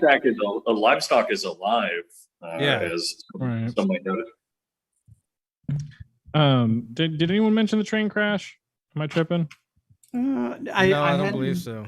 So this is the one thing where I was like, this had to be a fucking conspiracy. There was a train crash where a bunch of it wasn't I don't think it was the fertilizer itself, but it's a key ingredient, potash or something, in creating this fertilizer. And this train derailed and just destroyed a bunch of it, and obviously drove up the price of this fertilizer. And I was like, that feels too good to be true, right? That feels like that had to be. So it's kind of like what Dorian was saying, now that it's the best time to start cheating. Yeah, for sure. And there's actually been a lot of action with trains on that front where a lot of packages are being stolen from trains that were just sitting in the middle of nowhere for days on end because there was no shipping infrastructure to offload these trains or anything like that. And so shipping costs increased exponentially because the insurance costs of shipping were increasing exponentially. Hey, listener, could one of you remind me to make the meme the potash hot latch? Wow. Yeah, and then again, it's maybe it's just a bunch of inexperienced new train people. Guard quit because of COVID or something. Well, and they're just fucking up and that's crashing. Is that these are the same problem in so many ways, right? Where God, I forget who it was. I just heard her do some kind of talk, and my brain is broken, so I can't even remember the details on that. But she was talking about how there's no such thing as accidents in a industrial sense or otherwise. And in the sense that like what Zizek ends up saying about objective and subjective violence, where if we all drove at 5 miles an hour, then there wouldn't be any kind of accidents or anything like that. And so the more you try to make one of these economies efficient, the more you're willing to accept types of accidents. And the less efficient this new efficientized economy becomes, where, you know, you don't have the people that are appropriately trained, you no longer have the infrastructure available, you just, all of this shit starts to fall apart, then the shit really starts to fall apart, right? It's acceleration and it's kind of, and that's where you get a lot of opportunists who maybe didn't like, you know, maybe they didn't set the fire in the factory, but they're going to capitalize on the after effects of the fire in the factory. They're going to wait a minute before calling the fire department. Sorry, Brad, what was that? I just said they're going to wait a minute before they call the fire department. Right. Or to overuse the metaphor that I laid out, if you want to cheat on your wife, the right time to cheat on your wife might be when your neighbor's in trouble for doing it twice. I don't think I follow. A lot of your analogies you're crazy. have to do with infidelity. I get it probably because I'm a fucking scumbag too. But it would be, you know, your wife accuses you of cheating and you're like, no, you're just freaking out because Fred down the street, he's the horn dog. And it's exactly. not, you gaslight your wife. You're going to have industrial accidents and you're going to become more efficient and like have more people die at your factory. If you're going to increase prices because of accidents, you might as well blame someone else's accident. You might as well, you know, kind of build off of that. And that's part of, and I think that's part of like general capitalist credo anyway, in the sense that, you know, the market is supposed to function in, I mean, it's supposed to compete with itself, but in a certain way, it's all supposed to function towards a certain lambda, right? Where everything is supposed to kind of move together as one. And so, yeah, in fact, if your neighbor ends up having some kind of terrible industrial accident, everyone starts adjusting towards that, even if you start winning out because of it. So in the end, like, yeah, if your potash supply explodes on the train somewhere, then you might want to increase your prices on top of your neighbors. Or if it's just sitting out in the middle of the Black Sea and it can't move because there's Russian warships there. right. Yeah. We got a couple more links here. Drawing thing was All right. all conspiracy to charge us a little bit more for Amazon goods. I gotta take a real quick break. Yeah, go ahead. We'll move on without you. We got enough people here that we can fill the blank spaces left by your absence. Thank God. He just walked into Dasha. So I think one of the things up right now is just like an anecdotal explanation of like the price of farming this year compared to even last year. And essentially it's just across the board, seed and fertilizer have just went up. And if you do look at it, it's labor is the biggest contributing factor without thinking conspiratorially. I mean, that should always be the case, but it's sometimes not. Yeah. I mean, if I could drive around in DoorDash and make the equivalent to $15 an hour, why am I going to go kill cows all for 12 hours a day? Right. Or Like, do any kind of like backbreaking. That's the thing that like people don't like. Like I keep seeing all these people complaining about like, oh, I can't find anybody to work in my restaurant that I pay them $4 an below hour, but minimum they get wage. $4 an hour, but they get tips, and it's like, well, yeah, because they can like, I don't know, do any fucking other thing and make more money, and it's not nearly as shitty to them. I mean, the reason that we can so often end up defining is like Paxton does fascism as popular revolt against the left is because what ends up occurring, which ends up causing fascist movements, is some kind of crisis in capital, which then ends up highlighting in a hysterically obvious way that labor theory is correct. And then people get pissed about people putting it out. Right. Yeah. Like that's really fundamentally what it is. So that's why you can DoorDash and make, still like shit wages, but like the same shit wages you'd make like popping holes in cows' heads. Or even digging trenches, like. Right. Would you rather dig trenches or like drive around chilling to music all day and delivering some food to people? Exactly. Which is really funny because I don't feel bad buying like a steak necessarily. I mean, I guess I feel kind of bad about it. I'm kind of sympathetic to, or at least empathetic with vegans and vegetarians to some degree, but I don't feel bad buying something at the grocery store, generally speaking. Yeah. But I do feel bad getting food delivered to me. I get what you're saying. Yeah. You've And I think kind of, because I'm trained to think I'm a lazy piece of shit for doing that, and that's what I'm actually Right. upset about, rather than any injustices. But then I think that it's about injustice. yeah. Sorry, Brad, what were you saying? No, it was just, you've delegated that to someone else. It's kind of, I don't have the time for it. That's Right. That's exactly what it is. Yeah. That's actually something I saw today while I was driving. And John, if you could actually pop open a tab and look this up. Can I make one final point about food? Yes, please go ahead. Is that right now, if you look at futures, wheat futures are at their highest ever, because within the next 3 months, roughly, all of the wheat that's normally exported by Russia and Ukraine will be, and so wheat is going to become very scarce, especially in the eastern hemisphere of the world. And you know something is going bad in a market when the futures market starts really expanding on it. This is something that's recently started happening with water, which is maybe a subject we can get into later. But yeah, like water futures is a really bad thing to see, because that means there's going to be scarcity of water in the near future. People are speculating that there will be less water. And so when the futures market of something like wheat also expands greatly, that means the people in the know are predicting that there's going to be a massive shortage of wheat, and that the prices are going to spike, and that they're essentially just going to make a shit ton of money off of buying into this early.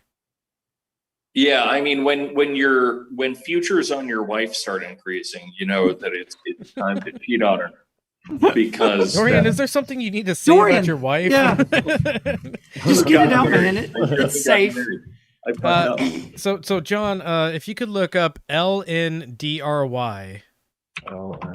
Laundry? Ernie? Yeah, so I saw this when I was driving around today. Go ahead and press enter. This should come up. Yes. Thank God. This is a service that basically, we were talking about delegating things out, like getting food delivered to you or whatnot. This is laundry being delegated out to somebody else. I mean, and that's not unreasonable, I don't think. I think that's actually a good service to exist. Well, no. I think the reason that this service exists is because people are so dog-ass tired and exhausted, and they don't actually have like adequate laundry services at whatever location they're living at. I could see this being like a actually good service for people who live in apartments, and it's controlled access to a laundry facility. The disabled, the elderly. This would be the ability to have someone else do that. But for me, I can go push a button on my washer and just throw everything in together. What I think it's one of those things where, like, so it actually makes more sense to me than grocery shopping, because both of these things help, people who might be disabled or differently abled or anything, yada, yada, yada. But the thing is that grocery shopping, I really only need to dedicate an hour to it. Maybe an hour and a half if I decide to walk, right? And I don't live in a food desert, so that, something else could apply there. But for something like laundry, if I didn't have laundry down in the basement here, if I had to actually walk, say I'm not in the most ideal situation, I have to walk like half a mile or something, or whatever, to do my laundry, hop onto a bus even to do my laundry, which is unlikely but possible. Then even then, once you end up getting to the place that you need to go, you're probably going to spend 2.5 to 3 hours, like sitting watching something. And that's something that you likely don't have if you have kids, if you work a job. And that's basically what I'm alluding to, is that this is filling in a gap that essentially speaks to a lack of access to a lot of people, in what's really just like one of the most basic fundamental needs people have, which is clean your fucking clothes. Yeah. Make me. You can't make me. Well, you're outside the 100-mile zone, so you don't have to clean your clothes. I'm in the fucking Badlands out here. I don't have pants on. They can't tell me what to do. Call the cops. One of these things, which is that if everyone made an amount of money that made sense per the value of their labor, right, which would be significantly more than anyone makes in the middle or lower middle class or lower, right? Just significantly more money than you currently make. So let's on the most conservative level say you make $20 an hour, which is an insanely low amount given those parameters. If the price for someone running off and doing your laundry then became like $50, it would still probably be worth it potentially, right? Like Absolutely. if you end up making that much more instead of like $9, right? Yeah. So something else to consider for people, because they always seem to forget how numbers work when they're thinking about services and things like that. I don't know. Yeah. For sure. All right. Looks like we got a couple of more links that Brad sent in. A lot of them we've already kind of hit on. It's just that expect food to be anything that's scarce now will continue to be scarce. And especially meat products are going to end up becoming, prices are going to have another big jump once the wheat kind of goes out. And we don't know the size of yields of like soybeans yet. So some people do forget that even like grass-fed beef would increase substantially in price in terms of something. Well, I mean, it's already demand. Like when things like wheat prices go up, because it's generally finished with that anyway. But yeah, most meat is fed with some kind of grain, be it corn, wheat, yada yada yada. Soybeans is the biggest. Yeah, soybeans as well, right? Or the largest, I should As say. one of these prices go up, the price for meat is going to go up as well. Yeah. So is this going to solve the obesity crisis in America?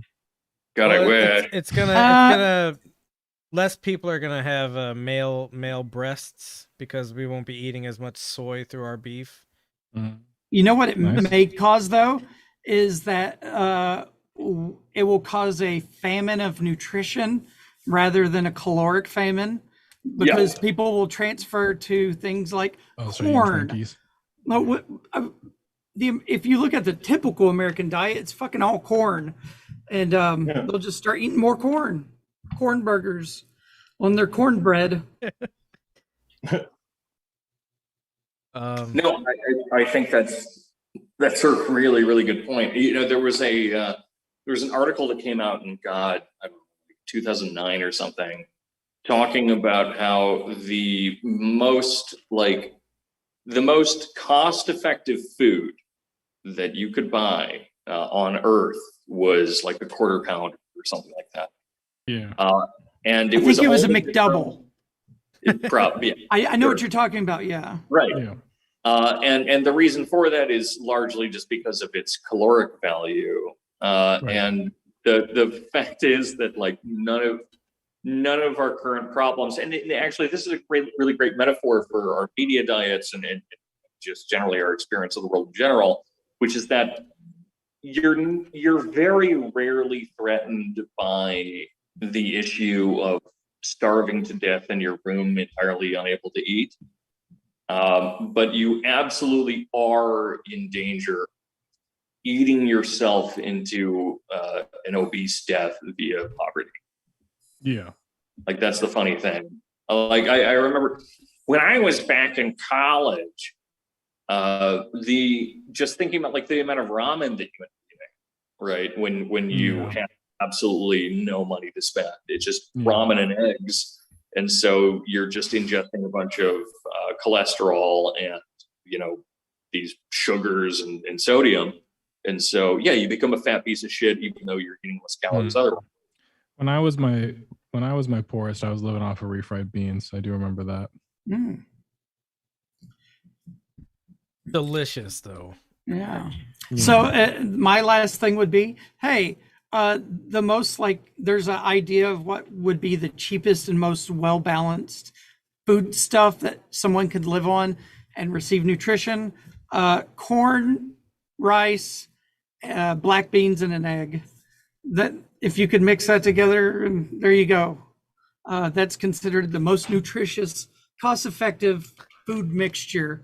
They call that huevos rancheros where I come from. Hey, Huevos Ramporos, yeah. Huevos rancheros. I like Good. that.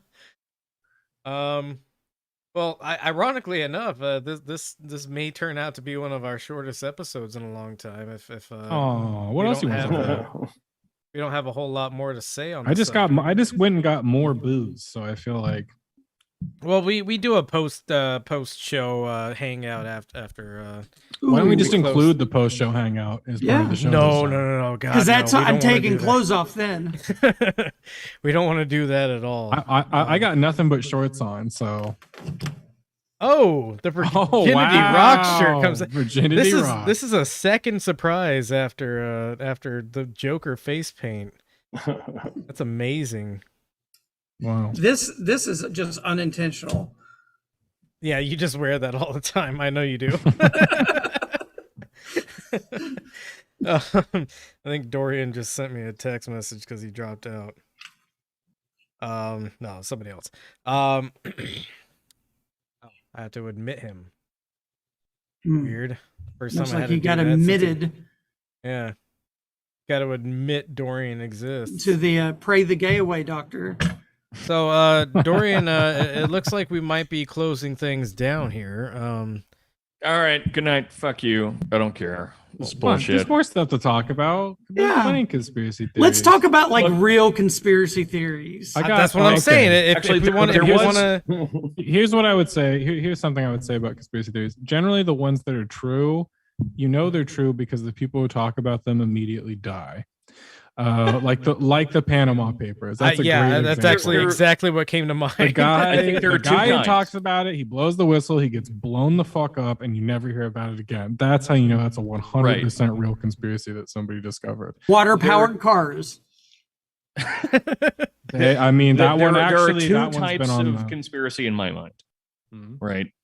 There's the type where you get murdered for bringing it up, which is why again none of us brought up hydrogen powered cars here.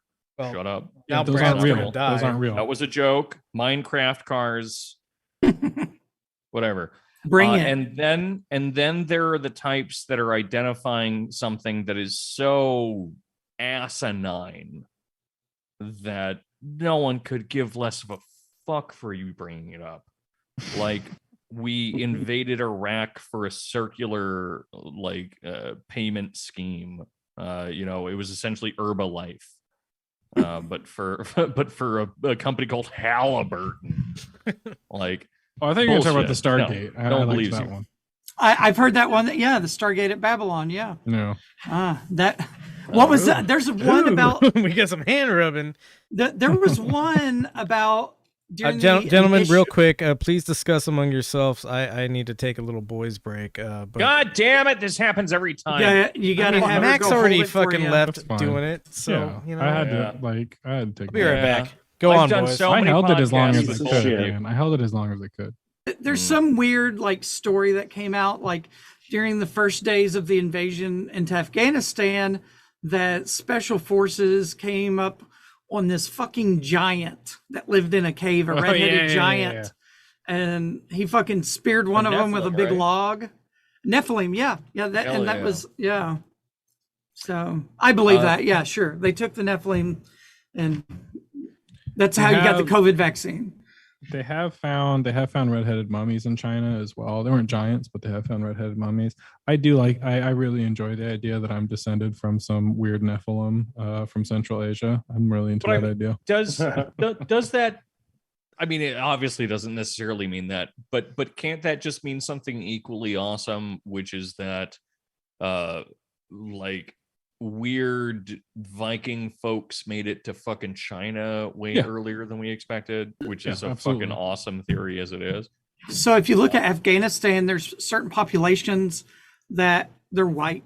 I mean, they have light hair, light Green eyes, skin, and it is believed that they are descendants from a group of Alexander the Great's, like one of his battalions or whatever, that ended up, they went there, they fought their war, and then they said, fuck it, we're staying. I gotta say, yeah. I love Alexander the Great just because his whole military theory was, I'm gonna have gay sex with everyone I see.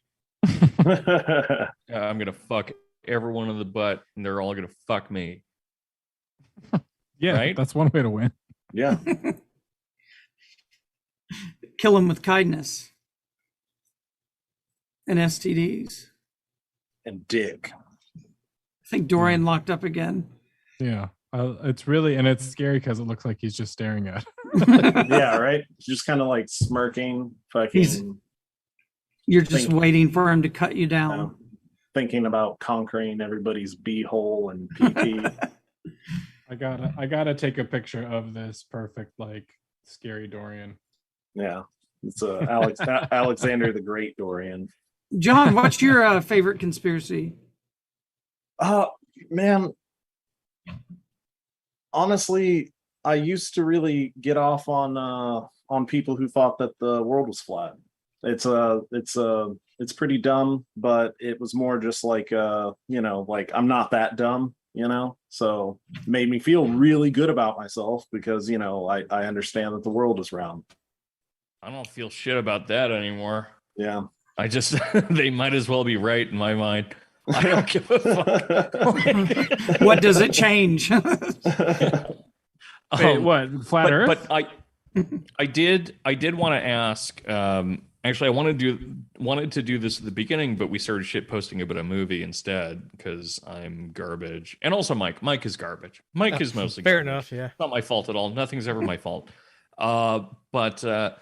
But I wanted to ask, what is a conspiracy theory that you discreetly and genuinely believe to be true? CIA killed JFK. Okay. Thanks, Mike. Yeah, that is a good one. I mean, is that a conspiracy theory? Let's loop around and discuss these. I've believed it for way longer than people have had proof for it. But go ahead. Yes, others. My favorite conspiracy theory is that the Star Wars program worked. Oh, actually, if you could explain that, that's something we're less aware of. Let me add something.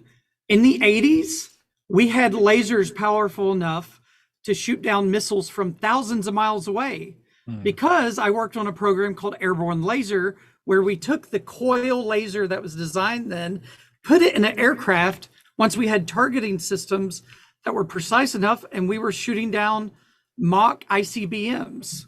I mean, if there's anything you want to lie about, it's that you can't defend yourself from nukes, right? Like, that's something, if I was leader of a country, I'd absolutely be saying, oh, no, I could never always got to be terrified. deal with that. Yeah. So the idea was that the Star Wars program worked. The whatever it was called, integrated missile defense. I can't remember the official. They called it Star Wars back in Reagan days, but there was an official name for it that was like integrated missile defense or something like that.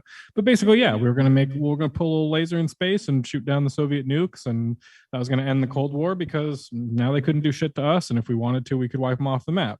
But so the conspiracy is that actually it did work. But it threatened nuclear peace, and we wouldn't want people to know that it worked. It would change the post World War II order too much to become post nuke, and once again America could fight like a conventional war if it wanted to against some of these other big powers. So I just always thought that was kind of interesting and kind of a conspiracy theory that just doesn't get talked about enough. Damn, these are two that I think are totally believable. What's up, Brad? What do you got? UFOs are alien aircraft or alien vehicles that have came to visit. I would swear my life to an incident that occurred in 2013 when I was living out in the desert in California. Where in the desert, can I ask? It was in Mojave, near Mojave, California. Okay. So yeah, it was just outside of Edwards Air Force Base. Okay. Yeah. So I was driving through the middle of the desert, come up on a bunch of parked cars at a very weird spot. There's like farms all throughout there. I was taking a back way to get to the base. I saw cars parked and it was kind of unusual. And then as I was driving, I was looking at what they were all out of their cars looking at. And there was this unbelievably shiny cylinder object that was flying silently. I would say probably 150 feet in the air. And it was just moving in a straight line. Everyone was out trying to take pictures of it, blah, blah, blah. I watched it go. It went for a little bit further. It did a 90-degree turn. It went a little bit further. And then it took off and fucking disappeared. You know, I can actually add on to this a little bit. I grew up in Washington, and Washington famously has a lot of Boeing production stuff going on there. I don't know very many people who lived in the region that I lived in that didn't have some story about like seeing a weird flying vehicle at night or something, you know, something that wasn't like just like a regular plane that they could recognize, something that was just like, that's a really bizarre looking thing that's flying over there. So The yeah, one thing I I think w- there's probably some truth to that. Yeah. The reason I didn't think it was like, oh, the Air Force is probably flying something. That's when I was assigned to one of the most advanced programs that was on the base at that time. So it was kind of like, if we didn't know about it, you know, it's not us. So, but the same thing happened. Like, you know, you believe in a conspiracy theory, blah, blah, blah. I went to work. I was telling people about it. And they're like, hey, you're going to risk your security clearance talking like a crazy person. And yeah, kind of Here just you got are mocked. so many years later Look wearing at me Joker now. face paint on the best podcast in the shirt. world. And John, Yes.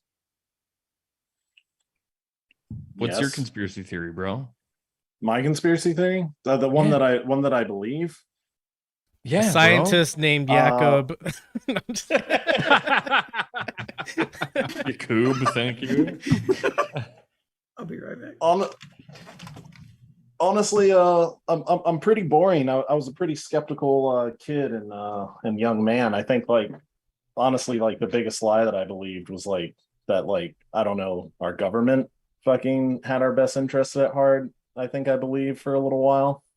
Come on, man. Yeah. We're all that's your people that grew big up- conspiracy. No, I didn't believe in conspiracies. I mean, honestly, until recently. Well, And here's the that well, then what are they? Come on. Yeah. Yeah, give us Yeah. a recent Come one. on. Come on, tell us something crazy. Because well, oh well, I mean, honestly, all the things that we've been talking about, I generally do believe that maybe not satanic pedophiles, but pedophiles rule the world, probably. There you go. I mean, that's a really good one. Yeah. yeah, and the thing is, technically, I think the official definition of conspiracy is a criminal act with one or more person, premeditated by one or more person. So it's by that definition, most criminal acts are conspiracies. Yeah. There we go. but- Got him. We're I, actually all conspirators. I've got two, but one of them's kind of more of a one of them's cheating, but I'm actually not sure which one of them. I think they Your might- wife? Cool. they Well, both this sounds might be fun. cheating. This sounds fun. Yeah. Yeah. Okay. So the first one would be something that people that follow my page probably already know. So it's almost not worth bringing up, which is that I think AI does exist, but it's existed since before the printing press. Because we can do a podcast on that. That sounds very. There's a whole fucking thing that I think of there. I think but I it's see where confusing you're because going it's not with that, before though, the printing is, press, but it's also present. It's present before the printing press, but temporally it's dislocated from. It's a whole thing. Would this would be say- Would this be like an alien AI that's? No, I no, would no, say it's I- a panentheistic Spinozist AI where it's present in all things. I think. Oh, is this maybe... the aliens loaded the universe in DMT? Because this is one of my favorites. No, yeah. but why not? I think I can maybe extrapolate a little bit on this, but I think AI kind of like exists with the capitalist market, like the emergence of the capitalist market, because you have like feedback loops that are now integrated into just everyday production and purchasing, right? So Yeah. You realize that, hey, when I make I don't know, a chair that is darker walnut color, it sells more, and so you're kind of like algorithmically deciding to make more darker colored chairs with this walnut base to them, and so like it's the market driving your decisions based on that. So yes, I think that's very much at least part of what I'm saying. So there's an epistemic machine that was developed on accident or by accident, which is exactly what you're talking about, where it's a machine that learns how to learn, right? And that's something that socially engineers itself and ends up artificially learning and develops intelligence through that. But I also think that there's an ontological intelligence that exists previous to that, even independent of consciousness. And so we're talking about things like clay crystals kind of developing the ways in which to most efficiently align themselves in order to develop into more and more complex kind of arrays. Things like mRNA developing, DNA developing, that all of these things are part of a machinery that we could acknowledge as being intelligent in some way, so long as we're able to get past this idea that intelligence is necessarily conscious. Which okay, whoa, hold up. Are you saying? See, it's a good conspiracy because someone's saying, hold, dude. I'm getting extremely erect right now. So, are you saying that? Okay, because the surface take here would be that you're just saying that natural selection, or at least evolution, is sort of like an AI. But what I think you're really saying is there's some metaphysical intelligence that precedes this. There are a few ways of making sense of this, right?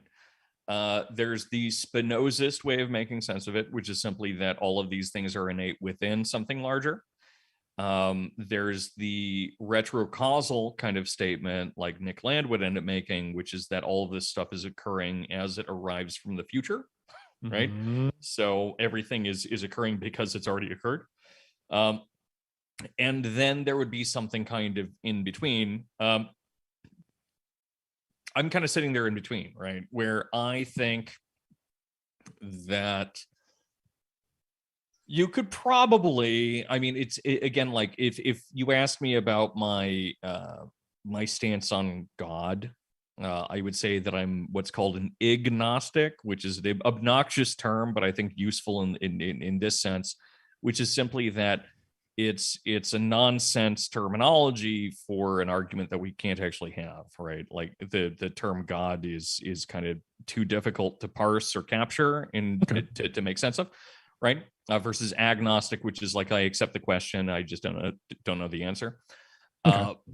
But I would say that if we're to determine that we can have a discussion about God in the sense that God is just something that's infinitely powerful, then I think that maybe we can have some kind of determination that there probably is a God, right?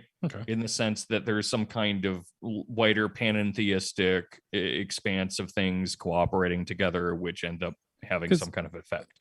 I was going to say, once you're like, oh, there's this cosmic AI that precedes, the evolution of rock patterns and, RNA and DNA. I'm like, well, that kind of sounds like the Logos, to be honest. That sounds a little bit. I mean, I think things happen because things happen, and things happening feels like God to me. So if we have to call it God, then we can call it God. But otherwise, it's a conspiracy theory. It's really fun to So talk this about. is a I mean, I don't know if you know you can call this a conspiracy theory, but well, I guess it kind of is. But this was like the most bonkers thread I ever read on Erowid, and I hope I could Hell yeah. I hope was it I a could salvia find one it. or was it DMT? I hope I could find it again. I should probably try to look it up. But basically, it was when I was much younger and like whatever. I've been a psychonaut, to use another fucking jack off term, since I was a teenager, and Erowid used to be the place I would go to all the time to read stuff.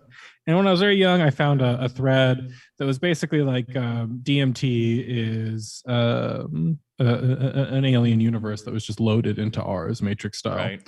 And so basically what the thread argued more or less was that our universe was created by some aliens or abandoned by some aliens, depending on how you want to interpret it. And that the reason why DMT is such a simple molecule and why it's so ubiquitous in nature is because these alien beings, when they left our universe, for whatever reason, they wanted to make a really easy portal for other living conscious beings to find them and to be able to see, either their universe that was destroyed or it's an actual portal to their universe that still exists. Right. However you want to interpret it. And so that's why DMT is so simple, and that's why it's so ubiquitous, and that's why it interfaces with us in a profound way. Every time I go through one of these portals, they want me to register my car and start paying taxes. So it's really fucking weird. In terms of like the simplicity of the molecule and how ubiquitous it is and all these qualities, I think that makes sense with maybe a consolidation of the theory that I kind of posited, which is that that's where I thought you were going. Yeah. That material contains information, if not intelligence or experience. Right. Okay. Well, and so if information contains if material contains information and information is itself some kind of universe, as it were. I don't know necessarily the right way, the right term to use there. Program, universe, something. Then it would make sense for a triangle to exist, right? Which is like the smallest component of a thing which produces another thing, right? And so something like DMT presenting itself out of a smaller chemical universe being the smallest composite of experience would make sense to me, but like that's getting to a point where it's too insane even for my idea. But I like it a lot, so I've decided I'm gonna believe it. Yeah, this is a fucking tight conspiracy theory. Yes, I'm enjoying this. I have one more that's way lamer, what was the other one? Is what I was gonna bring up. Oh, okay. The other one is simply that most conspiracy theories are dumbass ideas that someone in power developed in order to pass down to people to believe it. Yeah, that's one that I think it's all up. The movie, like I said, that's the jerk off one. That's the lame one. Whereas the other movie, cool. The movie that I've been recommending to everyone is Mirage Men. I think it's a very good. Never heard of it. What's it about? It's a documentary. So basically, I'll give you the gist of it. Basically, this dude, kind of like aging boomer dude, got obsessed with aliens. It's that or World War II for these guys. So he gets obsessed with aliens and he starts filming. I can't remember which military base. I don't know if it was Area 51 or it was some desert military base. He starts filming it. And the thing is, the government was doing actual experimental aircraft stuff. And so, but instead of just going to this guy and saying, hey, you are filming classified shit, do it again, we'll throw you in jail, right? Like, or we'll press charges if you keep doing this, you're not allowed to do this. They decide to gaslight the shit out of them. Yeah. And I know everyone abuses gaslight, but they really were gaslighting this dude. Your wife's cheating on you, then. Yeah, they were beaming weird TV signals into his fucking house. They were going into his house at night and changing his computer. They had a guy come to him and be like, okay, you're right, UFOs are real. Come on to the base. I'll show you where the aliens land. And just like absolutely just like fucking with this guy. And then it starts getting into, his handler and his handler being like, yeah, it's basically my job to tell this guy aliens are real, because at that time, it was like late 1980s, early 90s, whatever, they were worried that the Soviet Union was infiltrating like UFO culture stuff to try to glean actual US experimental like military technology, and you know, to get intel from these people, indirect intel from these people who believed in aliens but were actually seeing stealth bombers or something like that. But then the handler guy starts to talk about, but then as I got further into it, I found out there were real aliens, and it's like, okay, well, are you fucking with me? You know, is this another like level of fucking with me? And it's just a fucking amazing documentary, and it sums up it sums up how circular and crazy Mirage Men, yeah, and how weird this shit can get, The and birth how of gang stalking. the government, exactly, dude. Oh my god, exactly, bro. So, exactly. Where it's like the government, yeah, the conspiracy is creating conspiracies and gaslighting people to think that there is this elaborate conspiracy, and whether or not there's an actual conspiracy behind it, and your inability, you basically create a kind of hyper reality for this guy, where he can't tell what's real and not real anymore, and that's sort of the point, right? And that's the conspiracy. And so it's like, right? So it's just a great example of that. So when I was in high school, when I was in high school, Brad was... shit his pants and he has to clean it up now. It happens. That's the story we're running. It's called getting the last laugh. You know what I mean? That's our new conspiracy. But when I was in high school, I had a bunch of friends who, because we were awful human beings. Yeah, well, as you are in high school. As high schoolers, right? There was a mentally unwell, I think he was a teacher around, which is a bad sign. But he he was really like kind of falling apart. And so what people would do is they would leave like notes and shit on his porch in order to fuck with him. And the apex of this whole experiment was that he walked out of his house one day, and I'll change his name for this, but he walked out of his house and there was a tree, and he pulls out a chainsaw and he starts assaulting this tree with a chainsaw, screaming out, "Mr. Johansson, Mr. Johansson," his own name, just screaming this out. And it's just like, if kids can do that to someone that's not entirely well, what can the government do? The government can do anything they fucking want. I thought okay.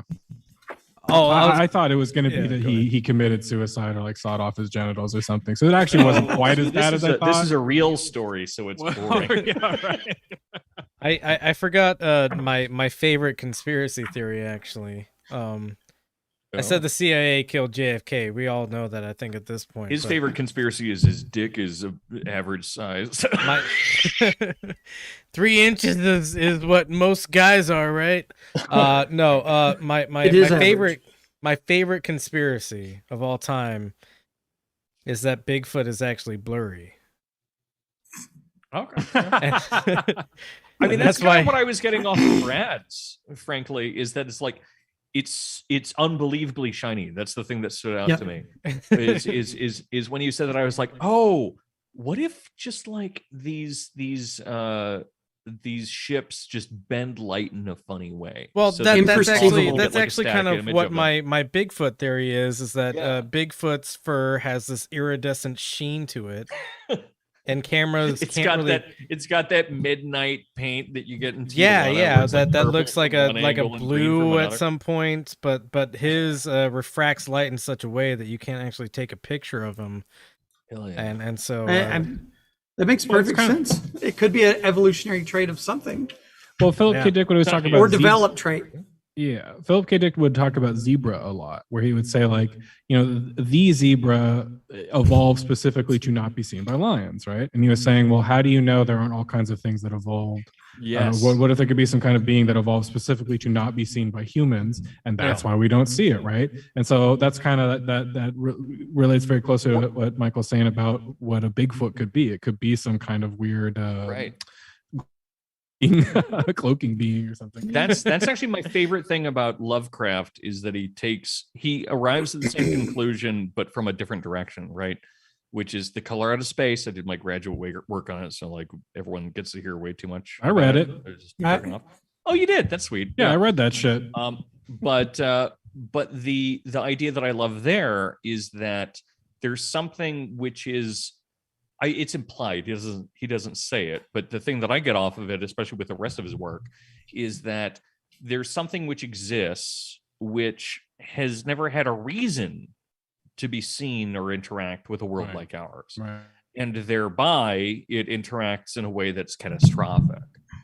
Right. And so the idea that there are things in the world that simply are so beyond us that there's no reason for them to be known or affect or interact with us.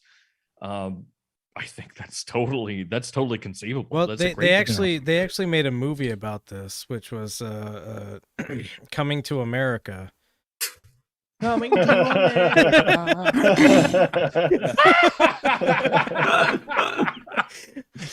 That was pretty good. That was pretty yeah, the old fish out of water comedy, you know. If you're a kid, just pretend he said Black Panther. I guess. T'Challa doesn't know how to act in America, but like Coming to America is way better. So to go on Dorian's point, there's a 70s novel called Roadside Picnic. It's a Russian. Yes. Yeah. Yes. And it deals with just that exactly. It's like creatures of a higher dimension that we can't fully perceive stop off Earth and almost instantly disappear, but we don't understand how long they stay, blah, blah, blah. Yeah. And there's a very famous video game series made off of this, Stalker. Because it's based off of the movie Stalker. And all of these are beautiful interpolations, which have nothing to do with one another, but they're all wonderful pieces of art, which is one of my favorite things in the world. Sorry. I do have a book to recommend. You can't see it with my fucking background. Behold a Pale Horse by Bill Cooper. It's like a documentary. This guy was a naval intelligence officer who pretty much got gang stalked out of being in the military. He got ridiculed and because he was bringing up and trying to collect evidence on UFOs and trying to collect all this evidence from different pilots' observations. And then, he got kicked out, being called a fraud. And now, even recently, a lot of the things that have came out released from the Navy completely back up what he was saying. You know, we started this episode with an example of gang stalking in the film Interceptor, where a woman is so fucking hot that she becomes gang stalked for reporting herself as being sexy as shit. That's how that movie works, she right? had I didn't a watch the whole wet thing. ass P-word. Yeah. I don't know. That's what happened, right? Is that your soundboard, Mike? That was a good. Yeah, that was a good. Oh, that was a soundboard. Yeah, oh yeah, no. I don't do a Ben Shapiro. I've actually got a. I was gonna say that was an excellent Ben Shapiro. I've got a Ben Shapiro drop that I've had for like a week now that I haven't been able to do, and I just want to do it real quick. Do it. Yeah, hit it. It's not gonna lick itself. God, that just makes you horny instantly, doesn't it? I haven't had a chance to use it. You know, we haven't talked about it enough. Wait, hold on. I don't want to be mean here, but Brad, you would do an excellent Ben Shapiro. Is it the clown makeup? Just tell me it's only because I'm sorry. that. It's more insulting than that. It's your beautiful voice that I love. Which It's not I hate going to his, lick but I itself. love yours. Say it. What? Wet ass P word. That's pretty close, actually. Yeah, that was Go pretty close. like Not half gonna an lick octave itself. higher. Wet ass P word. We can I work don't on know. that. We I can make it got work. my throat's a little workshop that. scratchy. Yeah. Definitely getting there. Wet I also have a Dave Rubin drop that I haven't been able to play. Well, now you're gonna lose the chance at surprise. And each day, like these weird things keep leaking out. That's too long. It's funny, but it's too long. These weird things keep leaking up. I love how he's doing like a cartoon dog voice all the That's time. AI. Yeah. That guy's just AI. He doesn't actually exist. It's actually That's- gay eye I because would he's believe that. Boom. he's homosexual and conservative somehow. Dorian, have you ever heard of the TV show Travelers? No. It was a Canadian series and got picked up by Netflix. They only did like 3 seasons. I like it, but it actually, your premise when you're talking about the super advanced AI going back into the past and kind of feeding itself, that's exactly what the show's based on. That humans give up control of the planet to AI, and how the AI solves problems is by sending itself or sending people into the past to change events, set things up, deflect an asteroid or do blah, blah, blah, blah. It's the only reason that Roko's basilisk would exist. Yep. Right. So, and that, I can't remember the main guy on it. He's Greg from Dharma and Greg, but it's not a terrible sci-fi show. Yeah.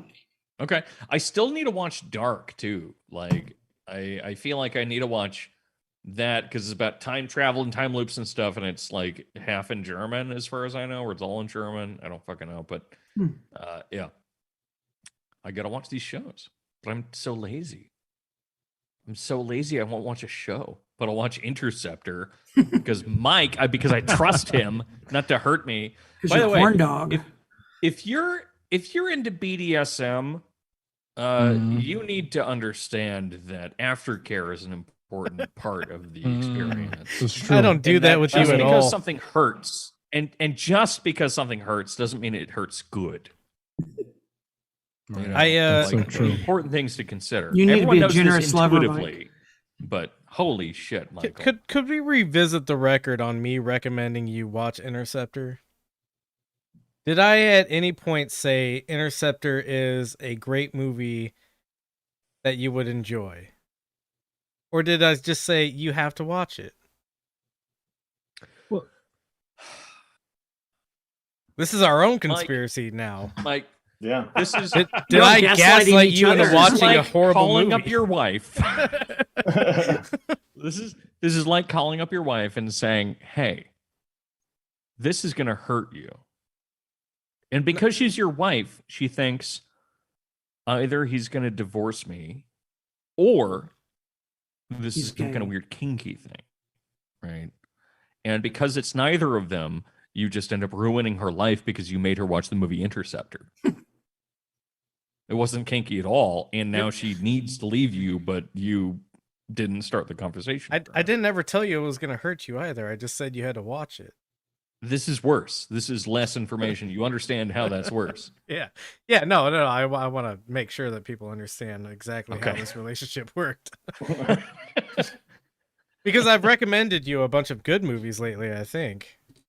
We watched one good movie. Power of the Dog, everything. No, I watched Power of the Dog before you introduced it. No, this is you. You're a drunk piece of shit. Wow. And that is not true. That's a conspiracy I watched theory. that movie on my own, and guess what? No, it was fine. It was worth mentioning and being like, oh, this is a movie that I saw and I liked it. Have you seen Dorian? Have you seen Prospect? Prospect? Yeah. No. It's a sci-fi movie on Netflix. I was telling Michael about it. It's just like one of the coolest sci-fi movies I've seen in a long time. I think it's like just an excellent movie. Can't recommend it. I have seen it. Yes, I know. I watched it a few months ago. Yeah. Yep. It is great. Yeah. Hell yeah. So maybe that'll balance the scales with. Oh, is that what's his name? Pedro Pascal. Yeah, I love that guy. Pascal on it. Did you guys see the Nicolas Cage meta movie? We did, yeah. It was fine. Yeah, exactly. I was hoping. Here's the thing. When I heard Nicolas Cage meta movie, I was hoping for something along the lines of like JCVD.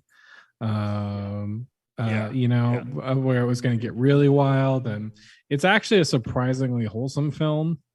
It really is. It's kind of almost like a family film. Yeah, it's kind of like that. And I was like, this is not what I was expecting. So yeah, well, I did enjoy it. I think a lot of Nicolas Cage fans are hoping for something a little more unhinged, but it was still good. No, for sure. Like no one got their face busted open to spray blood.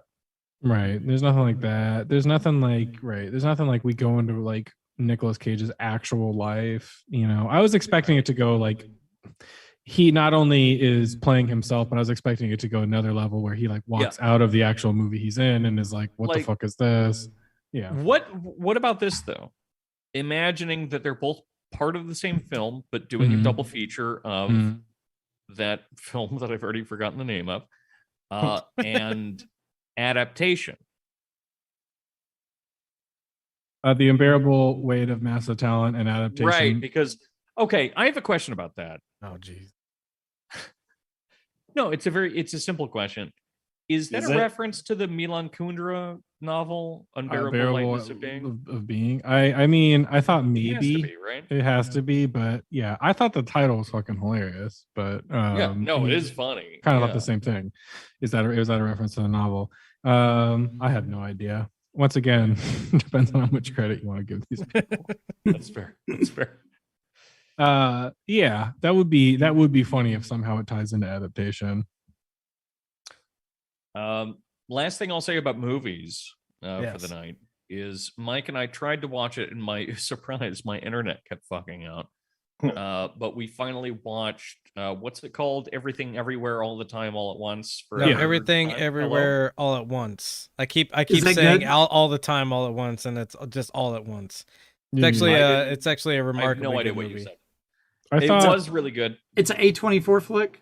yeah, It is. I actually, I was started writing a review for it because I saw that and the Doctor Strange movie back to back, and it was really weird how they had kind of the same plot and some of the same plot points, and I was like, what is going on here? You got the Marvel movie, which is now like the generic go-to movie for America.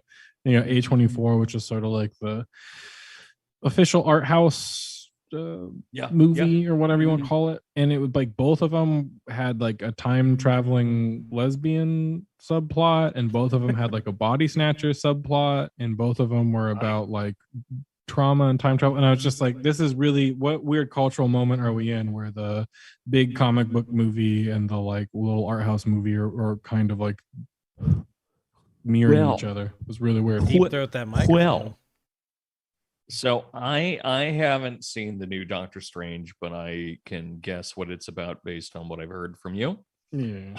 thus far. But I mean, I think it's obvious why a movie like this A24 film, Everywhere, Forever, Now, Eat, Pray, Love, yeah. yeah, why this comes out. And by the way, I loved this movie. I didn't want to even. That was the issue. That was one of the issues, is that I saw trailers for it. I was like, oh fuck, this seems exhausting. I can't do this. And I watched it, and frankly, the last 30 minutes of the film, it's a longish movie. It's not gargantuan, but it's longish. But the last half hour, which is a huge chunk of the movie, I was like choking back tears, like I was a fucking baby man. Very heartfelt. And so extremely affective and effective movie. And I think a lot of what's happening with these, like, God, why isn't there a multiverse, is exactly that. Like, why isn't there another option? But this idea, not to be too much of a Zizek'ian kind of psychoanalyst, but in terms of like the villain is a lesbian, and the villain is your lesbian daughter, right? At least in this movie, right? Is this idea that the future doesn't make sense how it can continue without you. Right. It's your daughter. She's on her own. You can't trust that she'll live on her own. You can't trust that she'll survive, but also she's not even going to take a dick inside of her to make a baby. You can't trust that she'll be a good Chinese piece girl. of shit. Yeah. What's that? You can't trust that she'll be a good Chinese girl when your whole life was about being a good Chinese girl. Not a good Chinese girl, but not even a future. What Like, did you how say, is John? the future going to exist without you? I said, what a piece of shit for not squeezing out a kid. Yeah, exactly. So there's this terrifying moment of, hold on, the future can't possibly exist without me, but also there must be an infinite present that exists with me. Right? Like, the world can never end, though I've acknowledged that I will end because I don't necessarily believe in an afterlife, and thereby the universe expands horizontally, but never in terms of depth. That's my thought about this kind of popularity. And also why I hate multiverse theory. I think it's bullshit. I think it's a stupid anthropological or anthropocentric jerk off thing where it's just people saying, hey, what if we exist? Like, what if I'm real and matter? I think that's what that movie kind of like detracts from, is multiverse. Like it's using multiverse theory, but it's also like detracting from it in a certain way, where all the multiverses kind of more or less end up the same way, or have a lot of the same characteristics. Yeah, I mean, I think there are two sensible ways to think about multiverse theory if it exists, right? Maybe more, but like two primary ones. Number one, simply being that every possibility exists, thereby the chance of yours meaning anything is null, right? Like it just happens.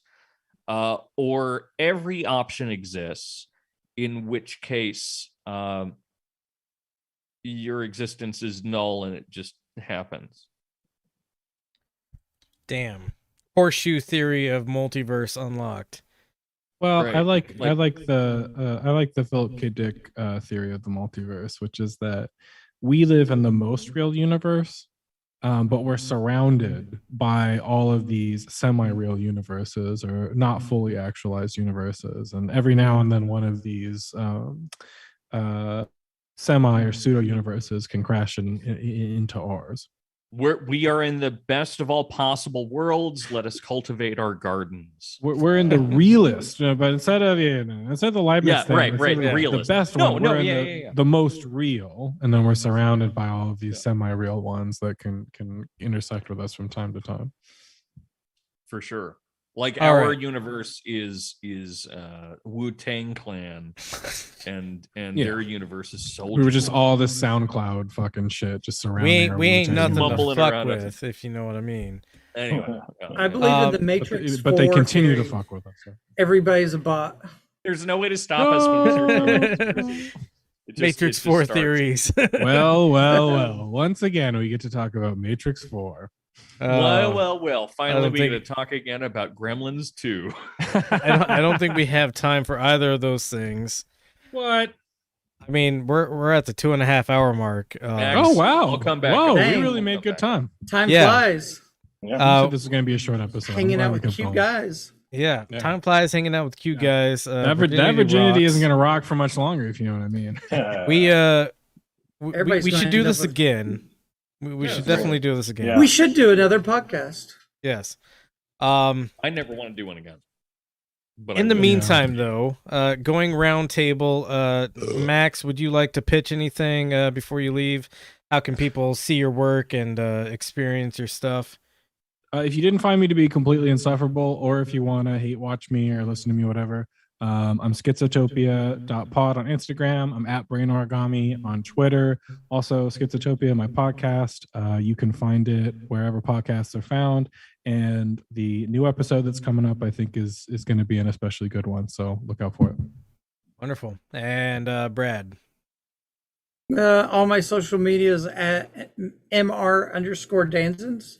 Yeah. I don't produce. I have a bunch of dead podcasts that are still hosted. So feel free to go listen to that old shit. Yeah. Also, you're just a sweetie pie and you post wholesome content a lot. So All of that's true. Yeah. And thirst traps of his booty. yeah. Well. Oh, follow back. You've been following me, buddy? All right. And Dorian. Excuse me? Sorry. Danko Suvin from the Instagram handle at DankDeLuz. How many times Stop can it dead happen in naming one him, episode? dude. What the Yeah. fuck? I identify as Danko Suvin now. Actually, I do have a really you did genuinely tease big a big announcement. Announcement. But so the Trincata workshop, patreon.com/Trincata, TRUNCATA, will now have a Trincata podcast. Oh. So this will be released twice a month for the time being. And Still determining exactly when it's going to be released. We're recording the first episode this upcoming week. And what I'm going to do is, in place of the old lectures that people loved so very much, actually, people did seem to like them. What we're going to have is conversations with a variety of people. So I'll be the host, and then there will be a cycle of different people, different guests. I have a lot of really exciting ones that I want to bring on. And otherwise, there are some people that suck that we'll bring on as well. Can I be one of those people that sucks? Yes, I'm hoping so. In fact, but yeah. So we'll be talking a lot about art, philosophy, mostly art. Really, it'll be kind of a more low key, very short version of kind of the most obnoxious parts of my conversation here. But yeah, so next week, it'll probably be delayed by a week. So in 2 weeks, so I'll announce it again in a week. Will be a podcast about As I Lay Dying by William Faulkner. Holy Oh fuck! wow! That's the book I'm reading right now. You can't see. Hell it. yeah. I'd love to tell you this story about the argument I got into with my English lit class about that book. So I would love to hear that now, actually. But No, we But don't if have you time wanna for wait that. it's not. I mean, how long? yeah, hit me up about it. But yeah, All right. so All right. a good Instagram friend of ours, I'll actually just shout him out right now. Stone Seppuku will be speaking with me about As I Lay Dying by William Faulkner for the inaugural episode. And then we'll have all sorts of exciting people joining us as well. But yeah, before so that again, inauguration happens, I'm gonna stage my own coup of that. We're gonna have a July 6th insurrection, I think. 2 days after. that's a different thing that we do need to announce. I don't see it coming. But again, please do check out the Patreon, because we're still working on our fascism seminar, and it'll go on for another, I think, month and a half, which we've gotten pretty deep into, and frankly, even people walking in who are pretty well educated, I feel like have kind of come out with a pretty bizarrely nuanced, irritating view of what fascism is, and get to say, well, actually, all the time. And so if you want the ability to say, well, actually, anytime you want, there's a lot of time remaining for that. So if you want to learn that skill, patreon.com/Truncata, TRUNCATA. We also take breaks to just work on general writing advice, as well as an erotica workshop. So yeah, that's my shtick. Sonic cool. slowly takes off his shoes. Kind of. Yeah. Actually, we are the one that we have tomorrow morning, or this morning now for me, is actually on fan fiction, hosted by Laura, our kind of co-host for a lot of this stuff. So I know Laura. London yeah. Laura? Yeah, London Laura. Now we doxed Laura. That's what they call her, But, or call them, London Laura. Laura's fantastic, runs a wonderful erotica workshop that I wouldn't be able to run on my own, because let's face it, do you want to talk to me Look about at you, yeah. porn? Let's get horny but- together, guys. Exactly. Yeah, I do.